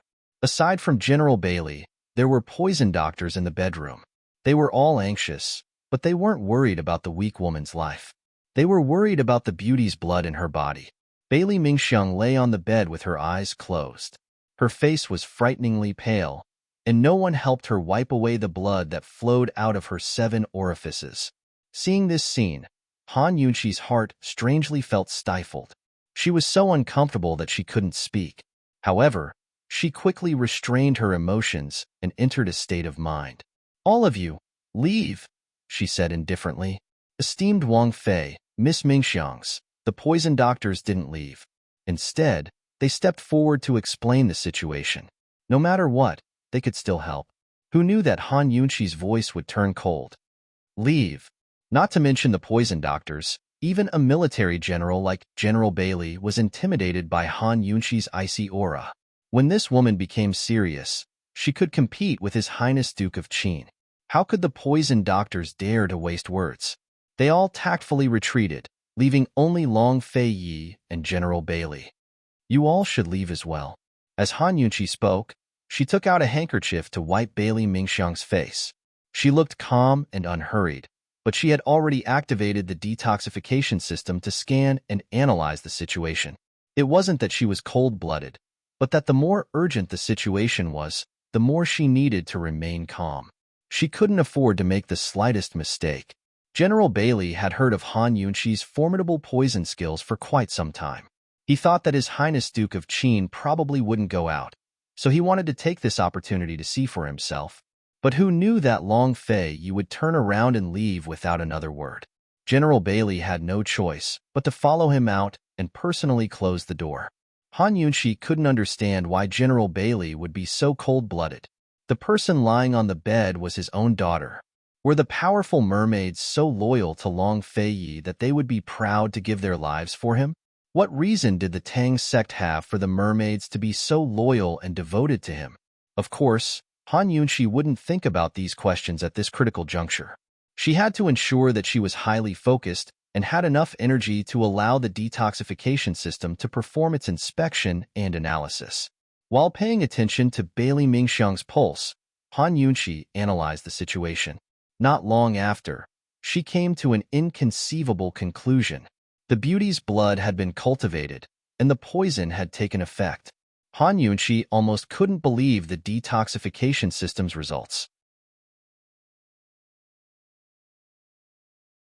The frequency of the poison she had arranged for Bailey Mingxiang to take had already reached the bottom line. She hadn't expected that Bailey Mingxiang would take the initiative to speed up at the last moment.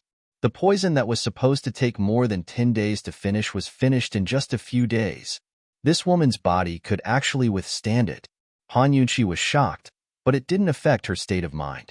She promptly took out the beauty's blood and compared it with the quasi-beauty's blood from before. Who knew that the results would be?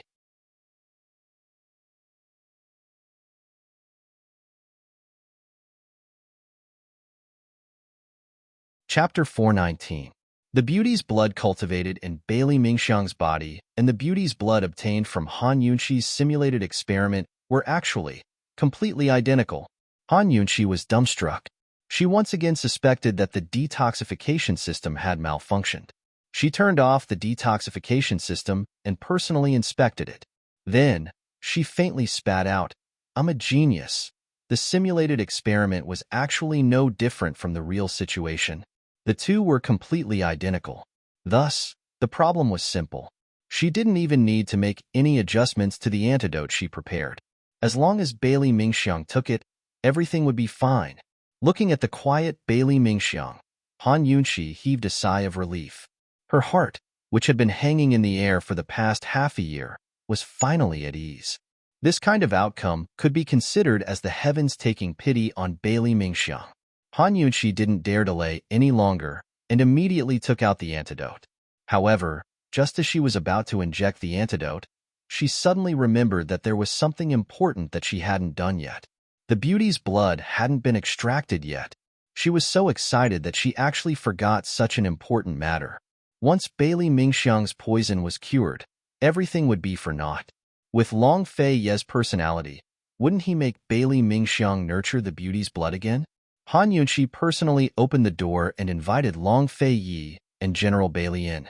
She concisely explained the situation. The beauty's blood was saved, and Bailey Mingxiang's life was also saved. Long Fei Yi and General Bailey were naturally overjoyed. General Bailey had a proud expression when he heard this. "Your Highness, Mingxiang didn't disappoint you, right? When has the Bailey clan ever disappointed this prince?" Long Fei Yi countered with a question. These words were undoubtedly the greatest affirmation to General Bailey. He hurriedly bowed. "Thank you for your trust, Your Highness." "Your Highness, how much blood do you need?" Han Yunqi asked in a low voice. Seeing this, General Bailey very consciously avoided the question. His daughter had suffered so much for so many years, even risking her life, but the father and daughter still didn't know the use of the beauty's blood. It wasn't an exaggeration to describe the Bailey clan's loyalty to Long Fei. "I'm not sure. There isn't a lot of perplexing butterfly illusion. You can estimate it yourself," Long Fei Yi also said in a low voice. The beauty's blood was the key to breaking the perplexing butterfly illusion.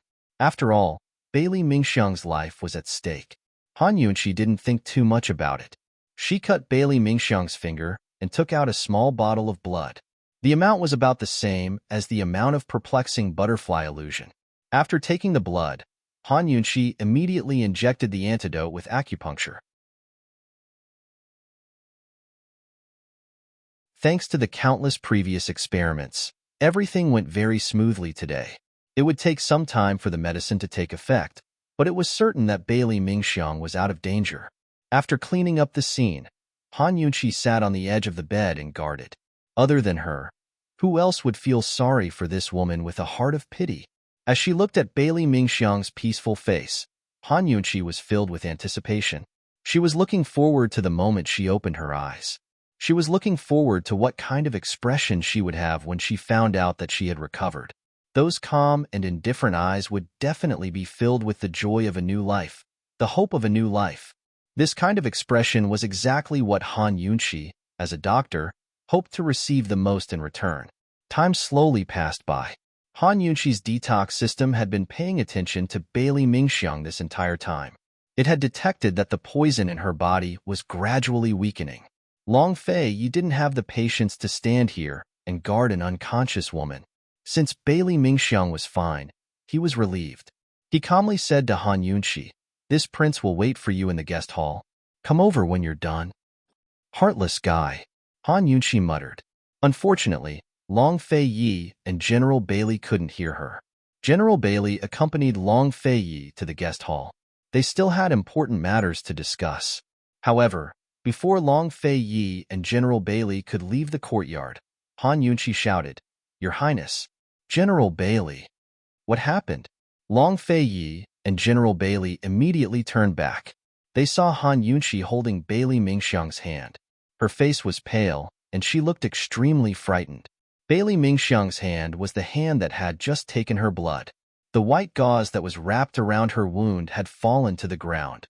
It had already been dyed red, and fresh blood was dripping from her fingers. "What's going on?" General Bailey exclaimed. There's a problem with her blood coagulation technique. The blood can't be stopped. Han Yunqi's voice was trembling. She had only discovered this when she was holding Bailey Mingxiang's hand. The wound on Bailey Mingxiang's hand was very small to begin with. Furthermore, she had bandaged it and applied medicine, so it definitely wouldn't bleed anymore. She untied the gauze and carefully examined it. Only then did she discover that there was a problem. The so-called blood coagulation function was the ability of platelets to stop bleeding. Platelets would be stimulated by activating factors in the injured area. Platelets would gather and form platelet clots, which would play an elementary role in stopping bleeding. Han Yunqi used the detoxification system's blood detection function and quickly determined that Bailey Mingxiang's platelets were rapidly decreasing. One had to know that low platelets would cause spontaneous bleeding. Even if the wound wasn't bleeding, there would be bleeding under the skin, bleeding from the gums, nosebleeds, and other symptoms. In serious cases, there would also be internal bleeding, cranial bleeding, and life-threatening bleeding. Bailey Mingxiang's platelets were constantly decreasing. If this continued, it would definitely cause a serious shortage of platelets. Not to mention that Bailey Mingxiang was still weak and couldn't afford to bleed. Even if it was a normal person, it would still be very dangerous. Han Yunqi didn't know why there would be such sequelae after detoxification, but she roughly guessed that it had something to do with Bailey Mingxiang's high frequency of taking poison. Her constitution was special, and so was the beauty's blood. It was hard to predict the side effects, and it was hard to explain the reason behind it. In such a situation, it was unrealistic to investigate the complicated cause of the disease. It might not even be possible to find out. In a situation where time was tight, she could only treat the disease as it was. It was precisely this treat the disease as it was that made the usually calm Han Yunqi's voice tremble as she spoke. In such an urgent situation, there were only a few treatment methods. The first was plasma exchange therapy, the second was hormone therapy, the third was splenectomy, and the fourth was emergency treatment of blood products. Although there were many methods, they were all modern Western treatments. What would Han Yunqi do if she only had the detoxification system? Blood coagulation function? General Bailey didn't understand. At this moment, he was also burning with anxiety. Previously, he had predicted that Bailey Mingxiang would die after cultivating the beauty's blood. As a father, General Bailey's heart had already given up. He didn't care about his daughter's life and death. As long as she could represent the Bailey family and be loyal to His Highness, it was fine. But now, Han Yunqi gave him hope. He had already saved Bailey Mingxiang's life, but now, General Bailey's tough heart had just softened. How could he face such a cruel reality? Who couldn't stand the difference between having hope and being immediately disappointed? It's a blood deficiency. A serious blood deficiency. In Han Yunqi's impression, this kind of situation could be called a blood deficiency in traditional Chinese medicine. Then what should we do? General Bailey said anxiously. Hurry up and find the residence's doctor. Han Yunqi was very decisive. Although Bailey Mingxiang's illness was so sudden that traditional Chinese medicine's slow treatment method might not be able to help, this was their only chance. Han Yunqi's detoxification system had been constantly monitoring Bailey Mingxiang's condition. While they were talking, the blood platelet count in Bailey Mingxiang's body decreased a little. Soon, Bailey Mingxiang's personal doctor arrived. He also confirmed that it was a blood deficiency. However, the illness was too severe and deteriorating quickly. He was also powerless to do anything. Fine Gu Beiwe. Han Yunqi made a prompt decision. She couldn't bear to watch a young life disappear just like that. She also couldn't bear to see the results of her hard work for more than half a year go up in smoke. No matter what, as long as Bailey Mingxiang was still breathing, she had to save him. Someone, go to the palace and invite Imperial Physician Gu. Tell him that Miss Mingxiang is sick again. Han Yunqi anxiously ordered. However, the servants outside the room didn't move. Inside the room, General Bailey glanced at Long Feiyi with a complicated gaze. At this time, Han Yunqi remembered that Bailey Mingxiang's body was special, and his blood was also special. This illness involved blood, so it wouldn't be good to let outsiders see it, right? After all, any doctor could see the abnormality in the blood. However, this was a human life. A life that had been loyal to Long Feiyi for more than 10 years. Long Feiyi was silent, and so was General Bailey. He had to consider the overall situation. If the entire Bailey clan's secret was exposed for Mingxiang's sake, the gains wouldn't make up for the losses. Seeing that the two were silent, Han Yunxi felt bitterly disappointed. If Mingxiang knew your attitude, how bitterly disappointed would she be? After she finished speaking, she instructed the doctor to take care of Bailey Mingxiang and turned to leave. Where are you going?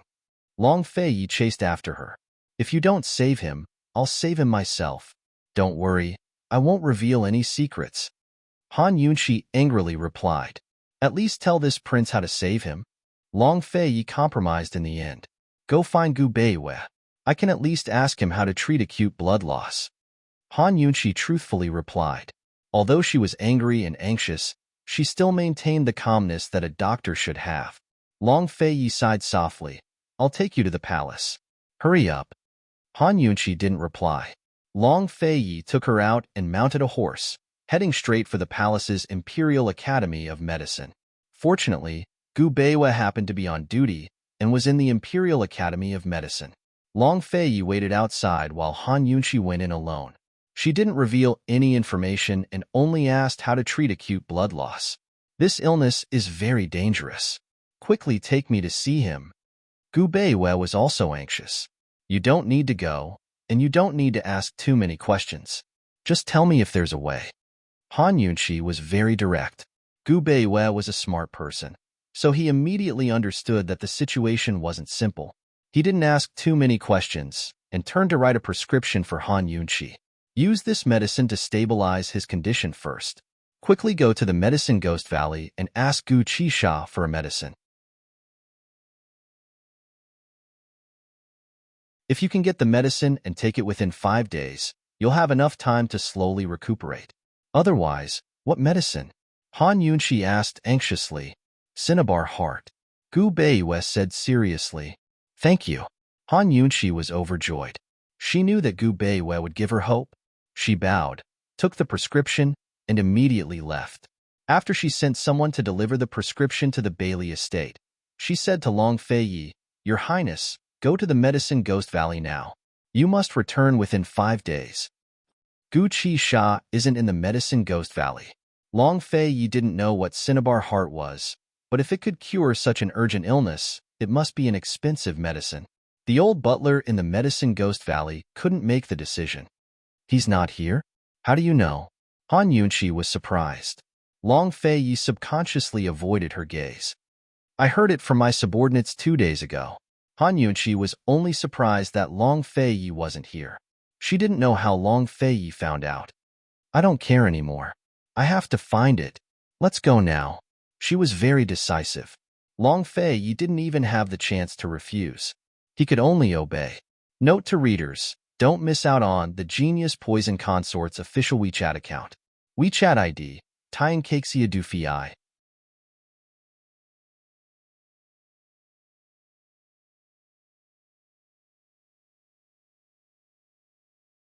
Chapter 420. Gu Beiwei said that they had 5 days to find the miraculous medicine, Dan Xian, in Medicine Ghost Valley and return. Otherwise, Bailey Mingxiang would be beyond saving. Han Yunxi said, We have to find it as soon as possible. We have to leave immediately. And so, Long Feiyi and Han Yunxi set off from the Imperial Academy of Medicine. After exhausting themselves to the point that they had to run 2 horses, they silently expended their internal energy and spent an entire day using Qinggong to hasten their journey. Finally, they arrived at Medicine Ghost Valley 2 days later at night. This single trip took them about 2.5 days. This was already the fastest they could go. No matter how fast they went back, they couldn't exceed this amount of time. In other words, if they wanted to return within 5 days, they could only stay in Medicine Ghost Valley for 2 to 4 hours. Han Yunxi had only come to Medicine Ghost Valley twice, both times to ask for medicine. The most recent time was to ask for medicine for the plague. Gu Qisha wasn't in the valley at the time, so it was the old steward who received them. Medicine Ghost Valley was the same as always. The courtyard outside was filled with people begging for medicine. Unfortunately, the courtyard gates were tightly shut. Han Yunqi looked at the people kneeling outside, especially the elderly and children. She couldn't help but curse Gu Qisha for being scum. He was the scum of the medical world. He was an evil person. Even those profiteers who specialized in inflating the prices of medicinal ingredients were kinder than Gu Qisha. At least they could still buy the medicinal ingredients they had. Gu Qisha's medicinal ingredients were bought and sold based on his mood. Even if you had money, you couldn't buy them. This kind of person, the heavens really wasted their talent in medicine. When they arrived at the courtyard gates, the two of them reported their names, and the old steward personally came to receive them. Your Highness Duke of Qin, a few days ago Chu. Before the old steward could finish speaking, Long Fei Yi immediately cut him off. I'm here for an urgent matter. Let's cut the crap. This prince wants a medicine called Danxian. Name your price. Danxian. The old steward pretended to be troubled. Stop pretending. Medicine Ghost Valley definitely has it. Han Yunqi said cold. Gu Beiwei said that there was one here, so it couldn't be wrong. The old steward smiled embarrassedly. The heart of herbalism is indeed in the valley. But how did esteemed Wang Fei know? Cut the crap. I want this medicine. Hurry up and take it out. Han Yunqi knew that she was very domineering, but in order to save people, she was so domineering. Before coming here, she had already prepared herself to search the valley. After all, she didn't have a good impression of Gu Qisha, and the man beside her also had the ability to search the valley. A cunning look flashed in the old steward's eyes as he helplessly said, Esteemed Wang Fei, you may not know this, but the pill heart is personally kept by His Excellency Pill Fiend. However, His Excellency Pill Fiend is not in the valley. Find His Excellency Pill Fiend immediately, or let us search for him. Do as you see fit. Han Yunqi said harshly. The old steward looked as if he didn't know what to do with Han Yunqi. He cast a pleading look at Long Fei Yi. Your Highness Duke of Qin, you should know that His Excellency has made an appointment with you on the 15th of next month. The old steward was clearly doing this on purpose. He spoke so quickly that even Long Fei Yi couldn't interrupt him. Han Yunqi was puzzled. She turned to look at Long Fei Yi. You have an appointment with him? Long Fei Yi gave an indifferent grunt in response. He didn't explain much, but instead asked the old steward, You mean to say that Gu Qisha won't be back for a while? The meaning behind his words was clear. If Gu Qisha doesn't come back, we'll have to search the valley. The old steward inadvertently glanced at the door and replied helplessly, Your Highness Duke of Qin, esteemed Wang Fei, it's not that Medicine Ghost Valley doesn't want to give you face, but you've come too quickly. Why don't you stay here and wait while this one does his best to find His Excellency Pill Fiend? Where's the medicine storage room? Han Yunqi didn't beat around the bush. The old steward's mouth twitched. Esteemed Wang Fei is even more domineering than His Highness Duke of Qin. The old steward didn't answer. Instead, he glanced at the door again. It was at this moment that a strange laughter rang out.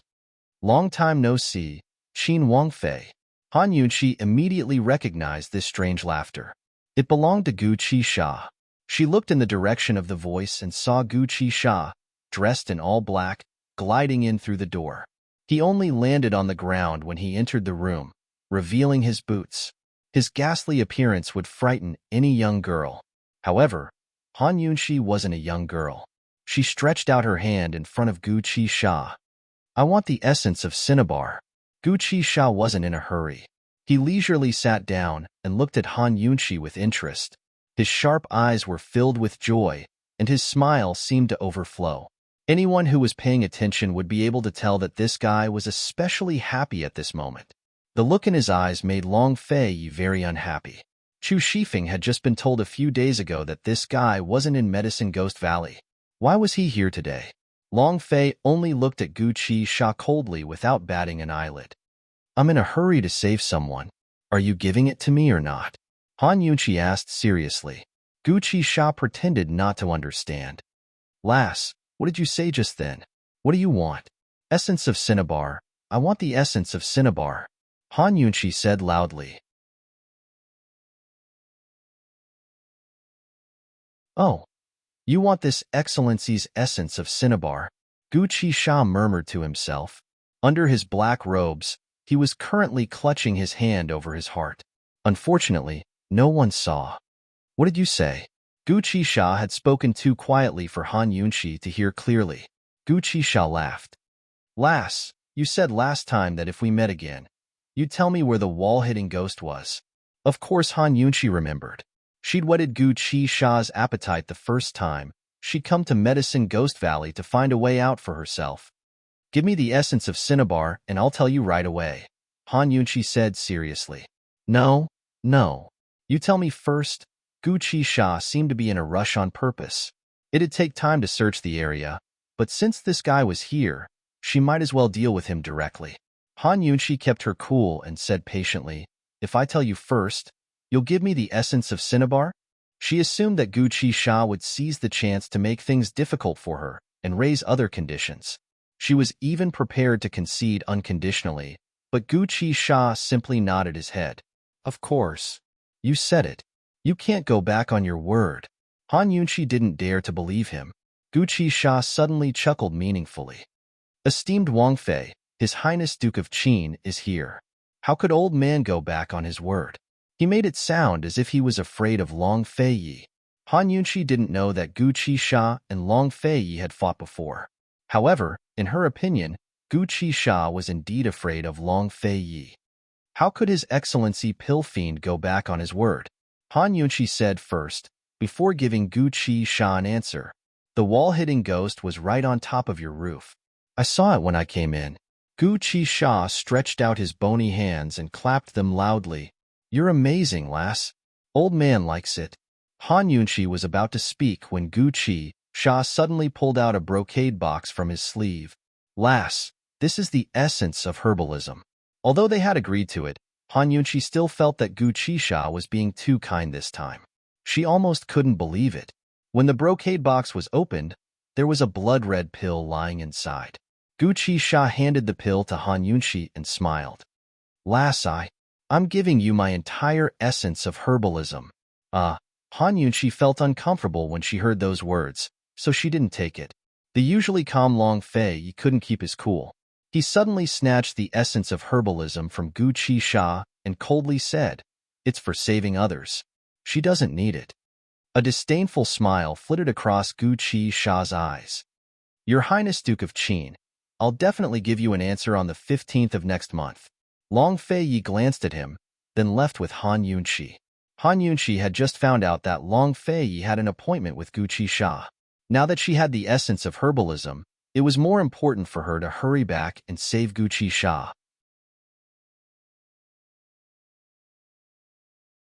It wouldn't be too late to ask Long Fei Yi what medicine he needed when they got back. Gu Qisha trailed after them when they reached the door. Your Highness Duke of Qin, the 2 medicines you asked for are no ordinary items. What are you planning to do with them? Long Fei Yi's eyes flashed, but he ignored Gu Qisha completely. He carried Han Yunshi and mounted his horse as soon as he stepped out of the door. Gu Qisha didn't give up and continued to follow them outside. Your Highness Duke of Qin, Bear Chuan and Panoptic Red Lotus aren't easy to obtain. This lord is very curious. Han Yunshi finally understood why Long Fei Yi was looking for Gu Qisha. It turned out that he wanted the prescription to cure Mute Granny. She had already given him the serpent fruit, so all that was left was Bear Chuan and Panoptic Red Lotus. She would be able to make a prescription to cure Mute Granny's poison. Your Highness, so you? Han Yunshi couldn't help but ask. Gu Qisha narrowed his eyes, as if he was waiting for something. Amen? Long Fei Yi admitted openly. Your Highness, I thought you'd given up. Han Yunshi was a little agitated. Long Fei Yi had already said that Mute Granny's chances of survival were very slim. She had already given up, but she hadn't expected that he was still trying. Long Fei Yi's gaze was somewhat evasive as he said indifferently, in any case, let's find the medicine first. Han Yunshi nestled in Long Fei Yi's arms and raised her head to look at him. Her eyes were filled with indescribable emotions. Beside them, Gu Qisha was dumbfounded. This wasn't the plot he'd been hoping for. When he saw that the 2 of them had really left, Gu Qisha hurriedly waved at them. Esteemed Wang Fei, Please take care of this lord's essence. Your Highness Duke of Qin, farewell." As soon as he finished speaking, Long Feiyi immediately gripped his sword, but Han Yunqi stopped him. "We're in a hurry. Next time, we'll settle accounts with him." She'd previously thought that the essence was a misunderstanding, but now it seemed that Gu Qisha was deliberately teasing her. That bastard. Han Yunqi turned to look at the kneeling crowd in the courtyard. She secretly vowed that one day, she'd deal with Gu Qisha and turn the Medicine Ghost Valley into a place that would grant all requests. When he saw Long Feiyi and Han Yunqi's figures disappear into the distance, the old steward said in a low voice, "My lord, isn't it inappropriate for you to offend His Highness Duke of Qin like this?" Gu Qisha looked back and snorted coldly. "Do you really think this lord is afraid of him? Just you wait. Just you wait. Just wait until I figure out some things. Then I'll teach Long Feiyi a lesson." Han Yunqi and Long Feiyi traveled day and night on their way back.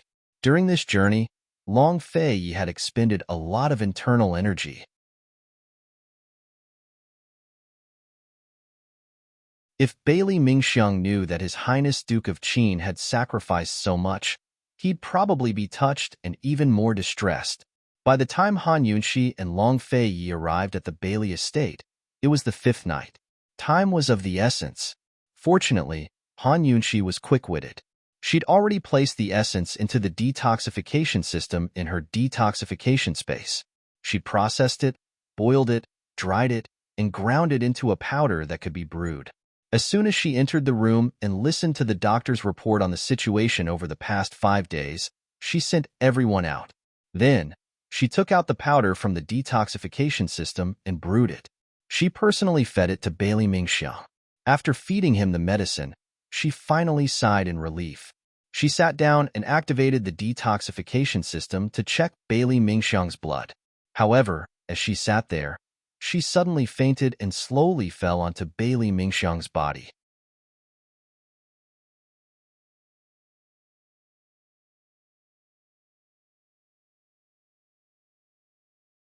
Chapter 421. Han Yunqi silently fainted in Bailey Mingxiang's arms, and the detoxification system immediately stopped working.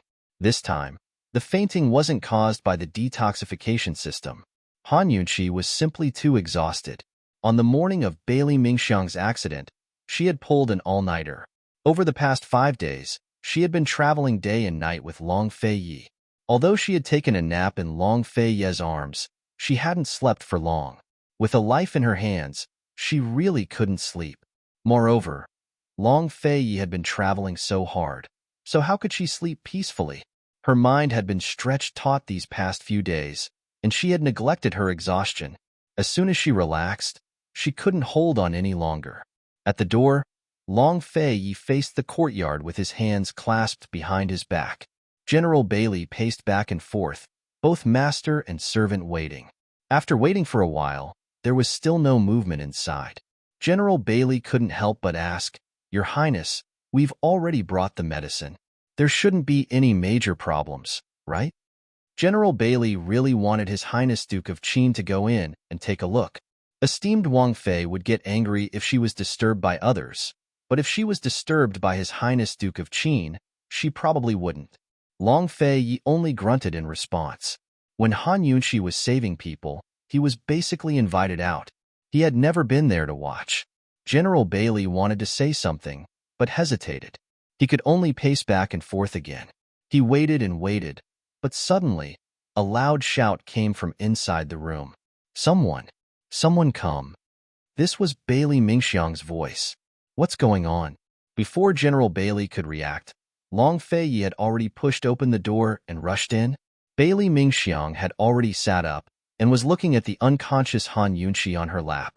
Her face was full of terror, and she didn't know what to do. When she saw His Highness Duke of Qin rushing over, Bailey Mingxiang was even more terrified. Long Feiyi pulled Han Yunqi into his arms and asked angrily, "What's going on?" When Bailey Mingxiang saw His Highness Duke of Qin's icy face and blood-red eyes up close, he was so frightened that he didn't know what to do. His mouth opened, but no words came out. She had just woken up, and her memories were stuck a few days ago. She didn't understand the situation at all. Seeing Bailey Mingxiang's reaction, Long Fei Ye's eyes flashed with impatience.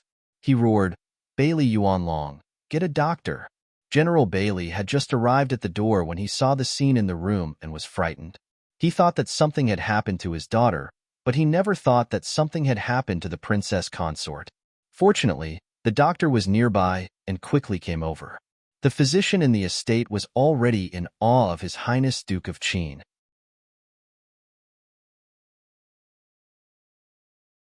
When he entered and saw His Highness Duke of Qin's cold and murderous face, his legs went weak. He took a few deep breaths before he dared to take his pulse. The room was silent. Bailey Mingxiang had already calmed down. Although she didn't know what had happened, she knew that esteemed Wang Fei must have come to save her. After the physician took Han Yunxi's pulse and confirmed her condition, he finally relaxed. "Don't worry, Your Highness. Esteemed Wang Fei just fell asleep because she was too tired. She'll wake up when she's had enough sleep. She'll be fine after resting for a while." Fortunately, it was a small matter. If it had been something serious, the physician was worried that he would have been kicked out. That was because His Highness Duke of Qin's expression was really, really ugly. Long Fei Ye's thin lips were tightly pursed. Even the lines at the corners of his mouth were cold and solemn. He carried Han Yunxi and prepared to leave. At this time, General Bailey hurriedly said, "Mingxiang, hurry and thank His Highness and esteemed Wang Fei. If it weren't for His Highness and esteemed Wang Fei traveling day and night for 5 days and 5 nights to find medicine, your little life would have been long gone." 5 days and 5 nights, traveling day and night? His Highness also went? So esteemed Wang Fei fainted from exhaustion because she was trying to save her? So His Highness Duke of Qin's bloodshot eyes were also because of her exhaustion? Bailey Mingxiang's heart tightened. Ignoring her weak body, she hurriedly got off the bed and knelt on the cold floor to kowtow. "Thank you, Your Highness Duke of Qin.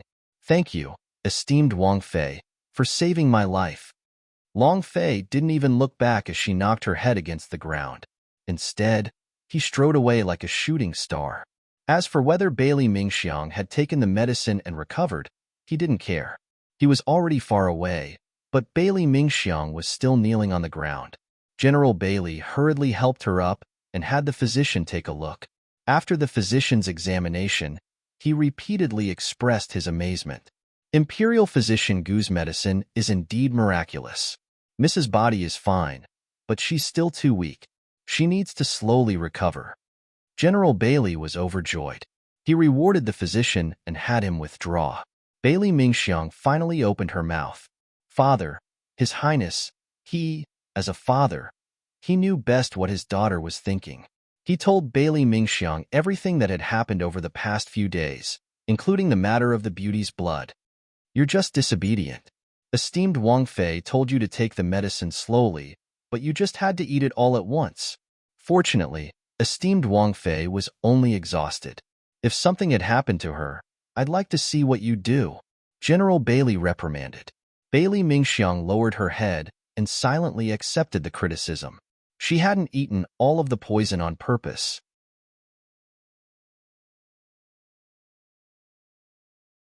That day, when the poison had flared up, she'd been in so much pain that she'd lost all reason. She'd eaten all of the poison in one go. Afterwards, she didn't know what had happened. Some pain couldn't be understood unless one experienced it personally.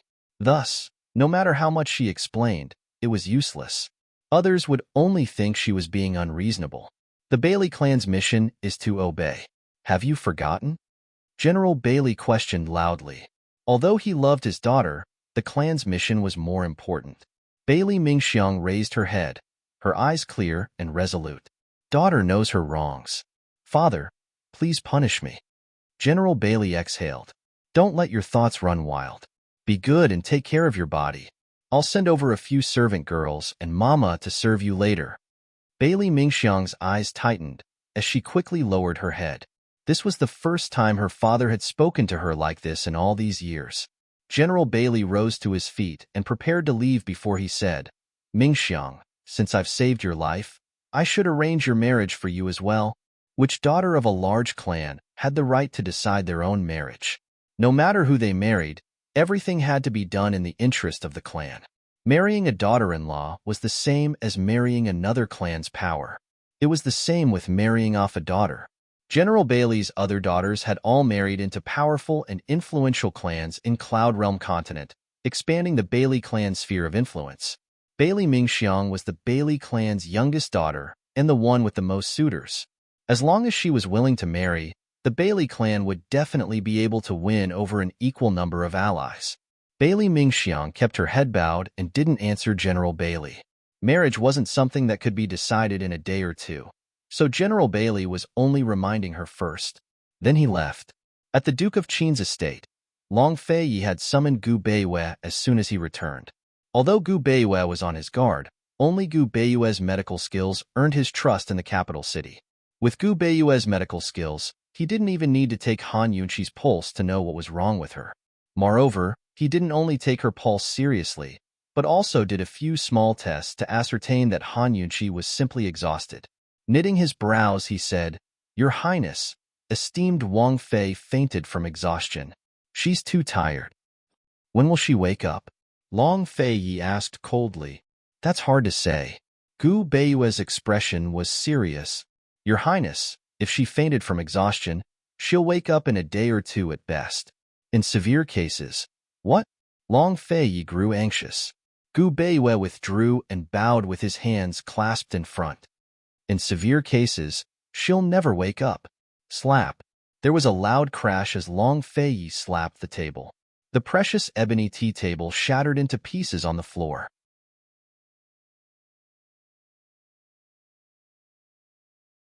Zhao Mama and Su Xiaoyu were both frightened to death. They didn't dare to clean up the mess. "What's her condition?" Long Feiyi asked angrily. "Your Highness, please calm your anger. Esteemed Wang Fei's condition isn't that serious yet. This official can't give you an exact time, but I can guarantee that she'll wake up within 3 days. I hope your Highness can remind esteemed Wang Fei not to overwork herself in the future. This official will prescribe some nourishing herbs. When esteemed Wang Fei wakes up, she can drink them frequently." Gu Beiyue hurriedly replied. Long Feiyi finally let out a big sigh of relief. The sound of his exhalation was especially loud in the silent room. Zhao Mama couldn't help sneaking a glance at him. This was the first time she'd seen her master's emotions written all over his face. Gu Beiyue wrote down a prescription on the spot. All of the herbs he wrote were very expensive and nourishing herbs. Many of them weren't even available in the Imperial Hospital. They had to go to Medicine City to buy them at a high price. Some of them were so expensive that they were the only ones in the world. For example, there was a 1,000-year-old snow lotus, a 2,000-year-old lingzhi, and a 3-year-old Cotinopsis ginseng. Even if they were able to buy these herbs, they would be treasured. Who would be willing to eat them? However, since Gu Beiyue had written them out, he believed that Long Feiyi had the ability to find them for Han Yunqi to eat. Actually, Gu Beiyue could determine the exact time Han Yunqi would wake up, but he exaggerated it on purpose. He didn't want Han Yunqi to tire herself out all day. Besides Long Feiyi, who else could control this woman? Han Yunqi, does finding someone who can protect you better than me to stay by your side count as protecting you? Gu Beiyue felt his heart ache at the sight of Han Yunqi's ashen white face. He was a little reluctant to part with her, but in the end he still bid farewell. Long Feiyi glanced at the prescription before handing it over to Chu Shifeng. "Hurry and find them. Find 3 portions for your lordship first." Chu Shifeng grew gloomy. They couldn't even find a single portion of the herbs here, but His Highness wanted to find 3 portions. And find 3 portions first. Sob. He only begged esteemed Wang Fei to get better quickly. "Your Highness, drink some water. Don't tire yourself out." Zhao Mama carefully offered him a cup of warm water. Long Feiyi accepted it and waved a hand to dismiss them all. Once Zhao Mama and Su Xiaoyu had both left, Long Fei's frosty face finally softened. He looked at Han Yunqi, his eyes filled with heartache that was so thick it couldn't be dispelled. He gently stroked Han Yunqi's face and said helplessly, "Your lordship was careless and you ended up like this." He was used to being alone and didn't need to worry about another person. But now he realized that he had to pay more attention to this woman.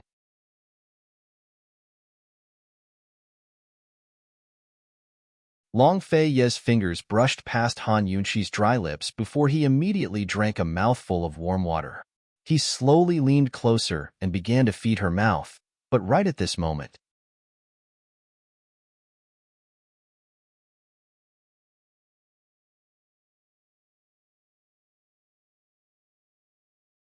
Chapter 422. Just as Long Fei Yi approached her with a mouthful of water in his mouth, Han Yunqi's eyes suddenly widened. Long Fei Yi did not expect this and almost choked on the water in his mouth. How did this woman wake up so quickly? Didn't Gu Beiwei say that she would wake up in at least a day or two? Gu Beiwei wasn't exaggerating, but Han Yunqi was someone who couldn't keep her thoughts to herself. Even if she was so tired that she fainted, she would subconsciously feel uneasy until she finished her task. In fact, she was still very, very tired. Han Yunqi looked at Long Fei Yi in front of her in confusion, then looked around and asked anxiously, "Why am I here? How's Bailey Mingxiang?" Long Fei Yi didn't back away. Instead, he placed his hands on either side of her and leaned against her body, cold as he looked down at her and said sternly, "Take care of yourself first." His sudden outburst gave Han Yunqi a fright. What was he being so fierce about? "Can't you tell me if you're tired?" Long Fei Yi asked angrily. Han Yunqi roughly knew what was going on. She must have collapsed from exhaustion. She could feel that the detoxification system seemed to have lost its power, and even its activation was very, very slow. However, this wasn't important. After all, it was a small matter.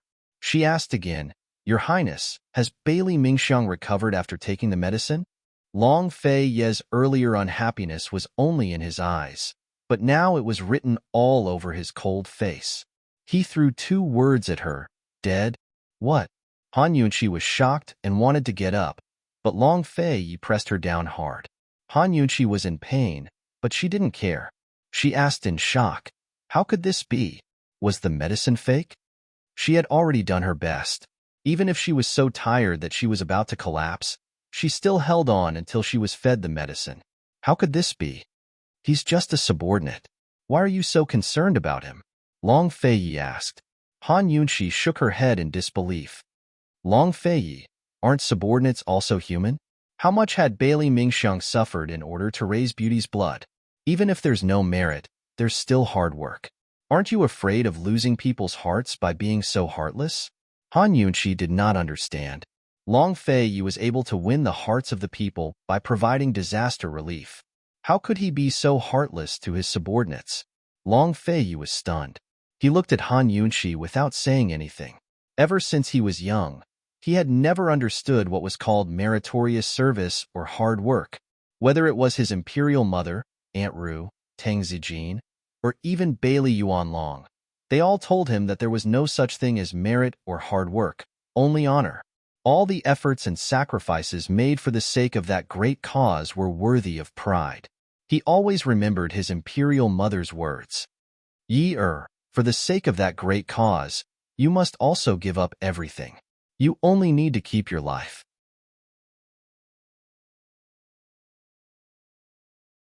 Han Yunqi could not accept the news of Bailey Mingxiang's death. She was agitated and filled with anger. "Long Fei Yi, I was the one who gave Bailey Mingxiang the poison. I don't want to be an executioner. I don't want to give her hope but not be able to save her." As she spoke, she was about to push Long Fei Yi away, but Long Fei Yi pressed her down again. His tone finally softened. "She's not dead." "What?" Han Yunqi was shocked again. Her heart was beating wildly, and she almost couldn't breathe. "What did you say?" "She's not dead. She can get out of bed now. She should be fine." Long Fei Yi vaguely remembered that before he left, Bailey Mingxiang had gotten out of bed and knelt down to thank him. Han Yunqi grabbed Long Fei Yi's hand and asked seriously, "Really?"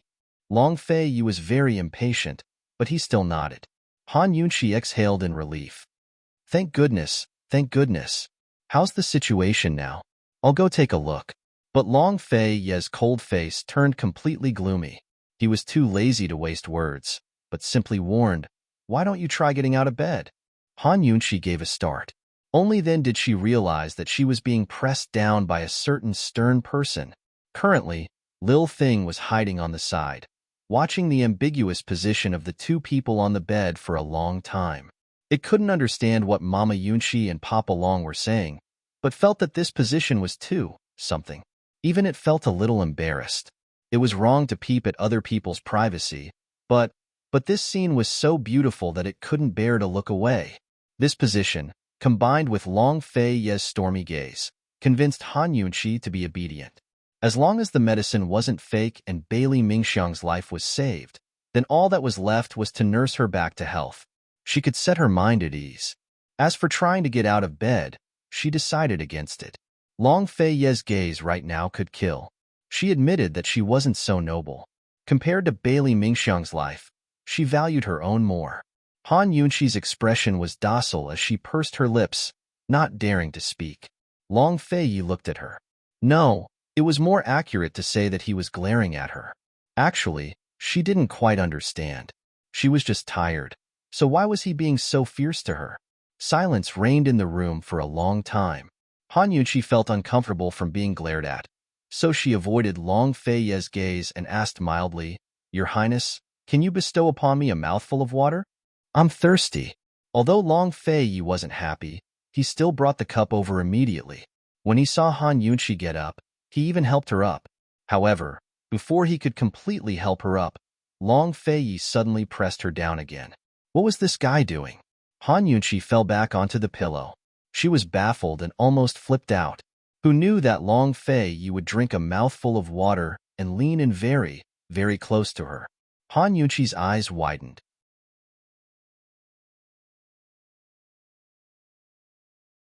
She seemed to have realized something, and her first reaction was to purse her lips. Long Fei Yi had water in his mouth and couldn't speak, but he raised his chin at Han Yunshi, indicating for her to open her mouth. This ambiguous action, this seductive expression, it was as bad as it could get. This man was very close to her.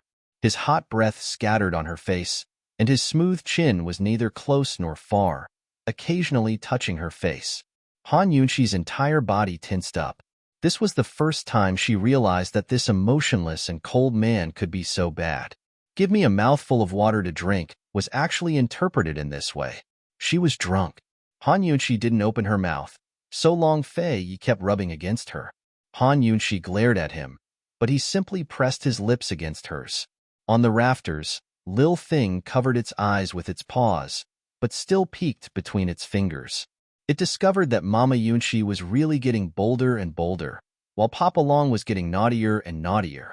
Lil Thing was clearly a bystander, but it was very, very nervous.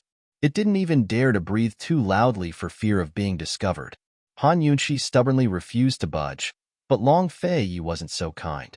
He actually reached out and pinched Han Yunshi's nose. Is this even possible? Long Fei Yi, you can't play like this. Han Yunshi was so anxious that she tried to push him away, but she couldn't. Soon enough, she found it hard to breathe and could only open her mouth. Long Fei Yi was very satisfied and took the chance to pass the water over. Han Yunshi felt disgusted at such a thing. She couldn't accept it, but when faced with her beloved, she didn't feel any repulsion in her heart at all. Of course, Han Yunshi had no experience with such things. Long Fei carefully and seriously fed her, so she didn't dare to resist. Instead, she accepted the food even more carefully than Long Fei. This was a technical job, so it was easy to choke on it. Long Fei Yi finished feeding her a mouthful, then drank another. "Your Highness, just giving me a mouthful is enough," Han Yunshi murmured. Long Fei Yi ignored her and pressed closer. Han Yunshi only half resisted and half agreed to cooperate with him. Just like that, he fed her mouthful by mouthful. Long Fei Yi, who was also inexperienced, became more experienced as he fed her. Soon, he finished feeding her a cup of water. Finally, he asked, "Are you still thirsty?" Han Yunshi immediately shook her head. No. However, Long Fei Yi asked again, "Are you hungry?" Han Yunshi was shocked. She was obviously hungry, but she shook her head resolutely. "I'm not hungry." Fortunately, Long Fei Yi didn't ask any more questions. He was finally willing to stand up. "I've seen Gu Beiwei. You're too tired, and your condition is very serious. You need to rest well." Gu Beiwei had already exaggerated Han Yunshi's condition, But who knew that Long Fei would exaggerate it again?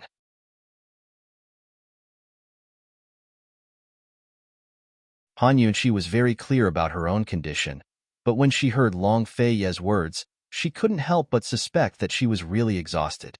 Thus, she nodded obediently. Regarding the perplexing butterfly illusion, there's no rush, Long Fei said calmly.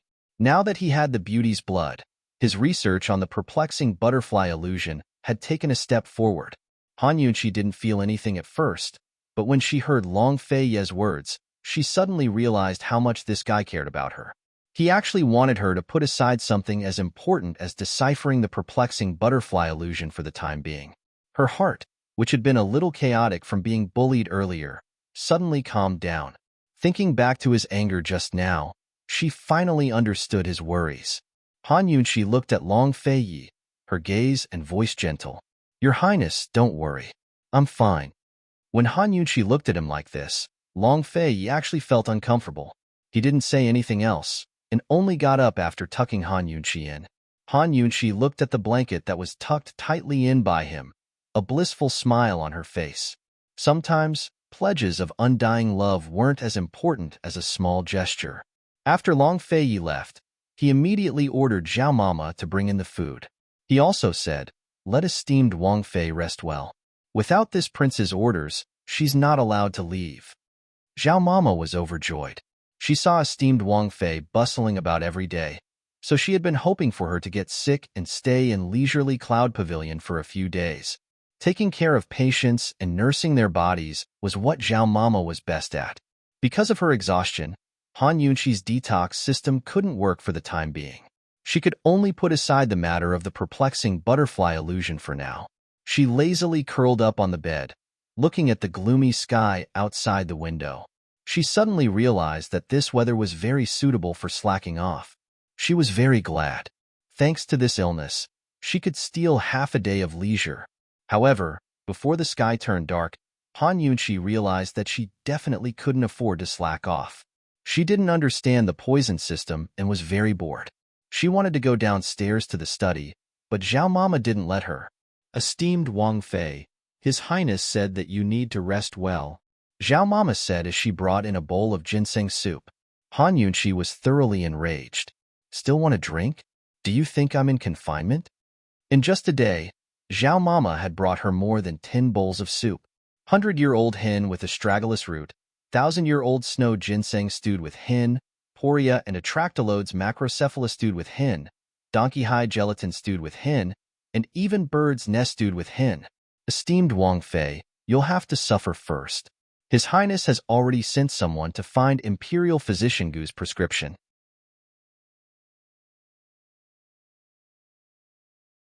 These soups will help you replenish your energy first. Zhao Mama didn't grasp the main point. Han Yunqi didn't want to waste her breath and waved her hand, indicating for her to leave. However, at this time, Long Fei came over.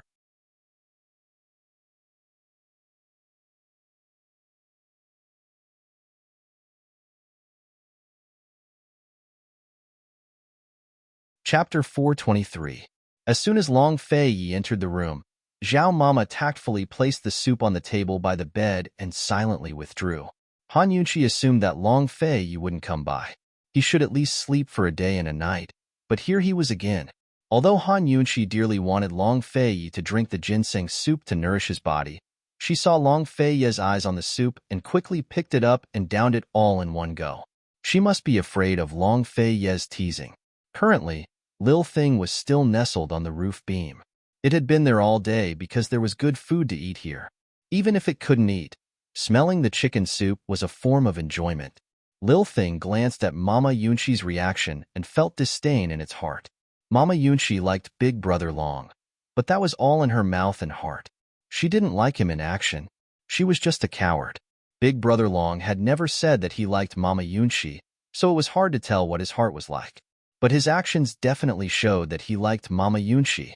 Lil Thing firmly believed that only true love came from actions. Long Fei saw Han Yunqi's reaction and didn't even notice the curve of his lips quirking into a smile. He sat down by the bed. "Your Highness, is something the matter?"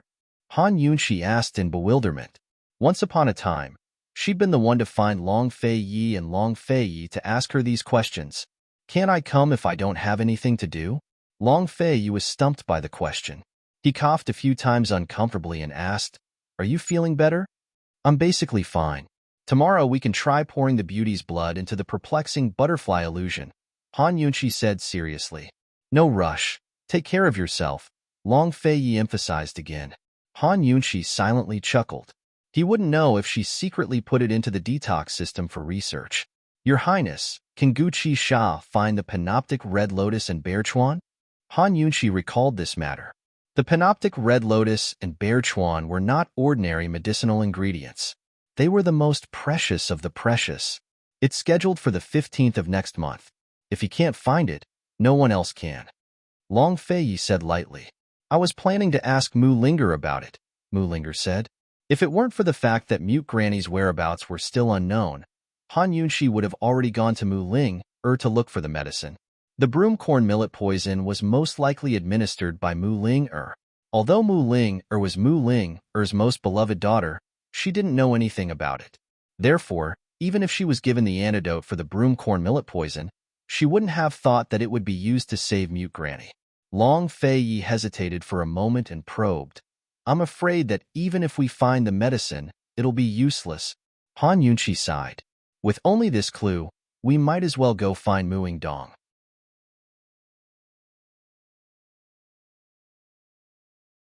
Actually, that white-clothed young master from the Shadow Clan might know something, but judging from his two answers, Han Yunqi didn't have much hope. She didn't like not being able to get what she wanted, or ask what she wanted. If she couldn't get what she wanted, she wouldn't be able to take the initiative. She would always be under the control of others. Let's not alert the enemy, Long Fei Yi said lightly. Han Yunqi understood what he meant. Muing Dong had imprisoned Mute Granny as if he was using her as bait to wait for something. Muing Dong didn't know much about their situation and was waiting for them to find him. Or maybe Muing Dong was also investigating Han Yunqi. Before they knew the situation, asking Muing Dong about Madame Tianxin's secret was the stupidest thing to do. Your Highness, if Mute Granny is really gone, what should we do? Han Yunqi was extremely helpless. Long Fei Yi was silent for a long time before asking, Han Yunqi, is your background very important to you? It's not important.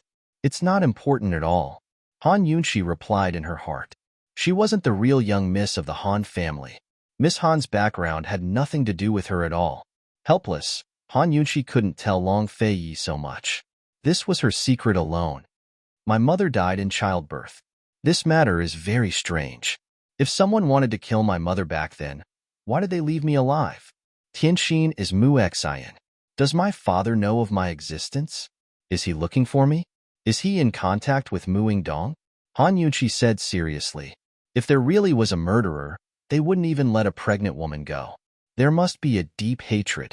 If there was such a deep hatred, why did they let her go? Let the Han family go? This was strange. There must be a reason for leaving her alive. Also, that young master from the Shadow Clan. Han Yunqi didn't know what to say. Although the white-clothed young master had repeatedly said that he saved her and helped her for the sake of the poison beast, she felt that it wasn't the case. It was a kind of protection with his life. After hesitating for a moment, Han Yunqi said, Your Highness, if I'm really the orphan of the Western Qin imperial family, does that mean my father is a member of the Western Qin imperial family? Does that white-clothed young master know my father? To Han Yunqi, these things weren't important, but they were still important. Although she wasn't the real young miss of the Han family, she had inherited the identity of the young miss of the Han family. These matters were still related to her. She could ignore the secret of her background, but the people who knew about it wouldn't let her go. The identity of the orphan of the Western Qin imperial family was so prominent. Many people wanted to use this identity to make an issue of it. Also, if her father was really still alive, was he thinking of reviving the country? The people from the Shadow Clan had appeared.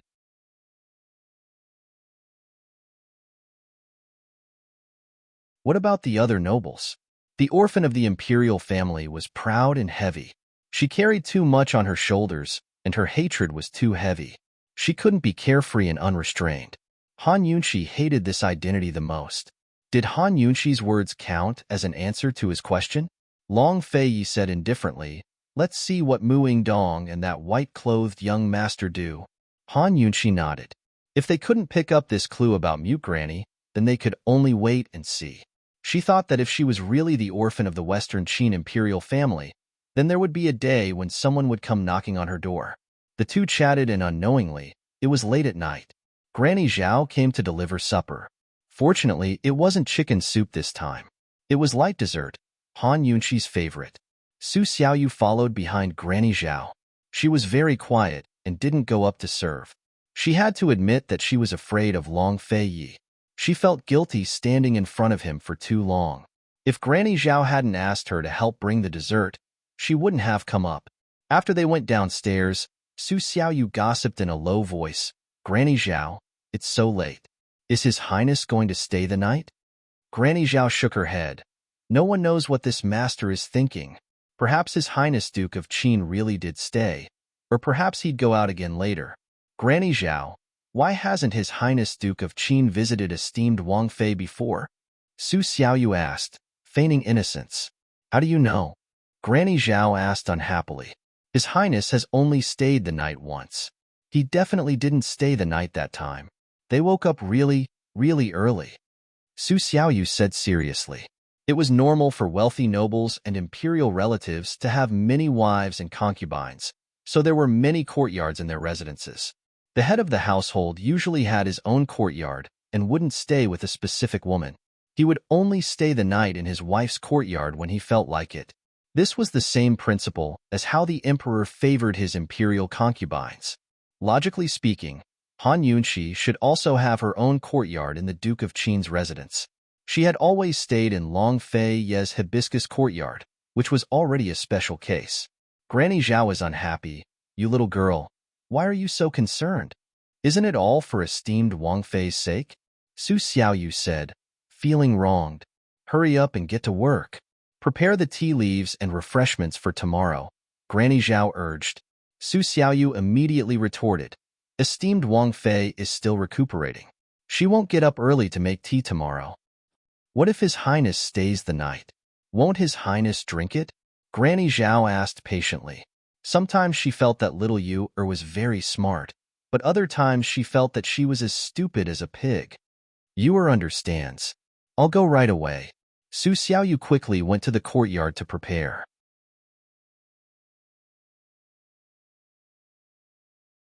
There was a small stove placed next to the tea table in the courtyard a few days ago. It was the stove she had mentioned before. Su Xiaoyu quickly prepared everything. She didn't do anything. She wasn't stupid enough to do anything in front of Long Fei, and she definitely wasn't stupid enough to leave any evidence. She raised her head to look at the loft and sneered in her heart, "Your Highness Duke of Qin, if you visit Han Yunxi, perhaps you can save her from a physical disaster." Although she was afraid of Long Fei, even the strongest man would let his guard down when he was in the midst of making love. She naturally dared to peek. Su Xiaoyu waited and waited, but unfortunately, she waited in vain. Late at night, Long Fei got up and tucked Han Yunxi in as usual. "It's time to sleep. Your Highness should also rest early." Han Yunxi could see that he was exhausted. Long Fei nodded and left without another word. Han Yunxi clearly hadn't expected anything, but when she saw him close the door, she still felt very disappointed. Not long after Long Fei left, she called for Granny Zhao. "Starting tomorrow, prepare a portion of the chicken soup you prepared for me and a portion for His Highness." "Yes." Granny Zhao was overjoyed. His Highness Duke of Qin basically wouldn't drink the soup she brought, but with esteemed Wang Fei's words, she could add oil to the fire and persuade His Highness in all sorts of ways. The next day, Han Yunxi was still being served by Granny Zhao. Of course, she could already go to the study. However, the detoxification system had just recovered, so she didn't dare to make any big moves. For the time being, she put the beauty's blood and perplexing butterfly illusion aside. On the third day, Han Yunxi wanted to go out to Bailey Mingxiang, but Long Fei didn't let her go out. But no matter what she said, Long Fei wouldn't let her go out. Han Yunxi, who had been immersed in her little happiness, finally realized that something was wrong. Long Fei had actually ordered Granny Zhao not to let her go out long ago. Han Yunqi was gloomy. I'm already fine. You're putting me under house arrest. You need to rest for at least a month. Long Fei said. Have Gu Beiwei come take a look. I'm really fine. If I'm cooped up at home, I'll get sick from boredom, Han Yunqi said seriously. Long Fei didn't even think before replying. It was Gu Beiwei who said you needed to rest at home for a month. Han Yunqi wanted to cry, but no tears came out. At this time, Granny Zhao hurried over. Your Highness, a guest requests an audience. A guest requests an audience? Anyone who could come to the Duke of Qin's residence to request an audience wasn't an ordinary person. After all, everyone knew that His Highness Duke of Qin rarely received guests. Since Granny Zhao had come to report, this person shouldn't be simple.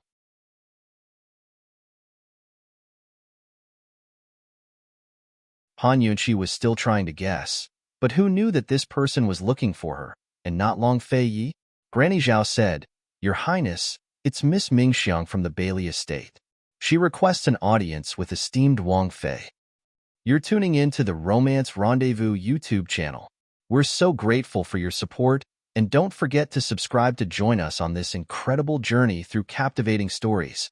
Your generosity through donations truly makes a world of difference, as it's the primary source of revenue that allows me to expand and enhance this channel for you. Thank you from the bottom of my heart for being a part of this adventure.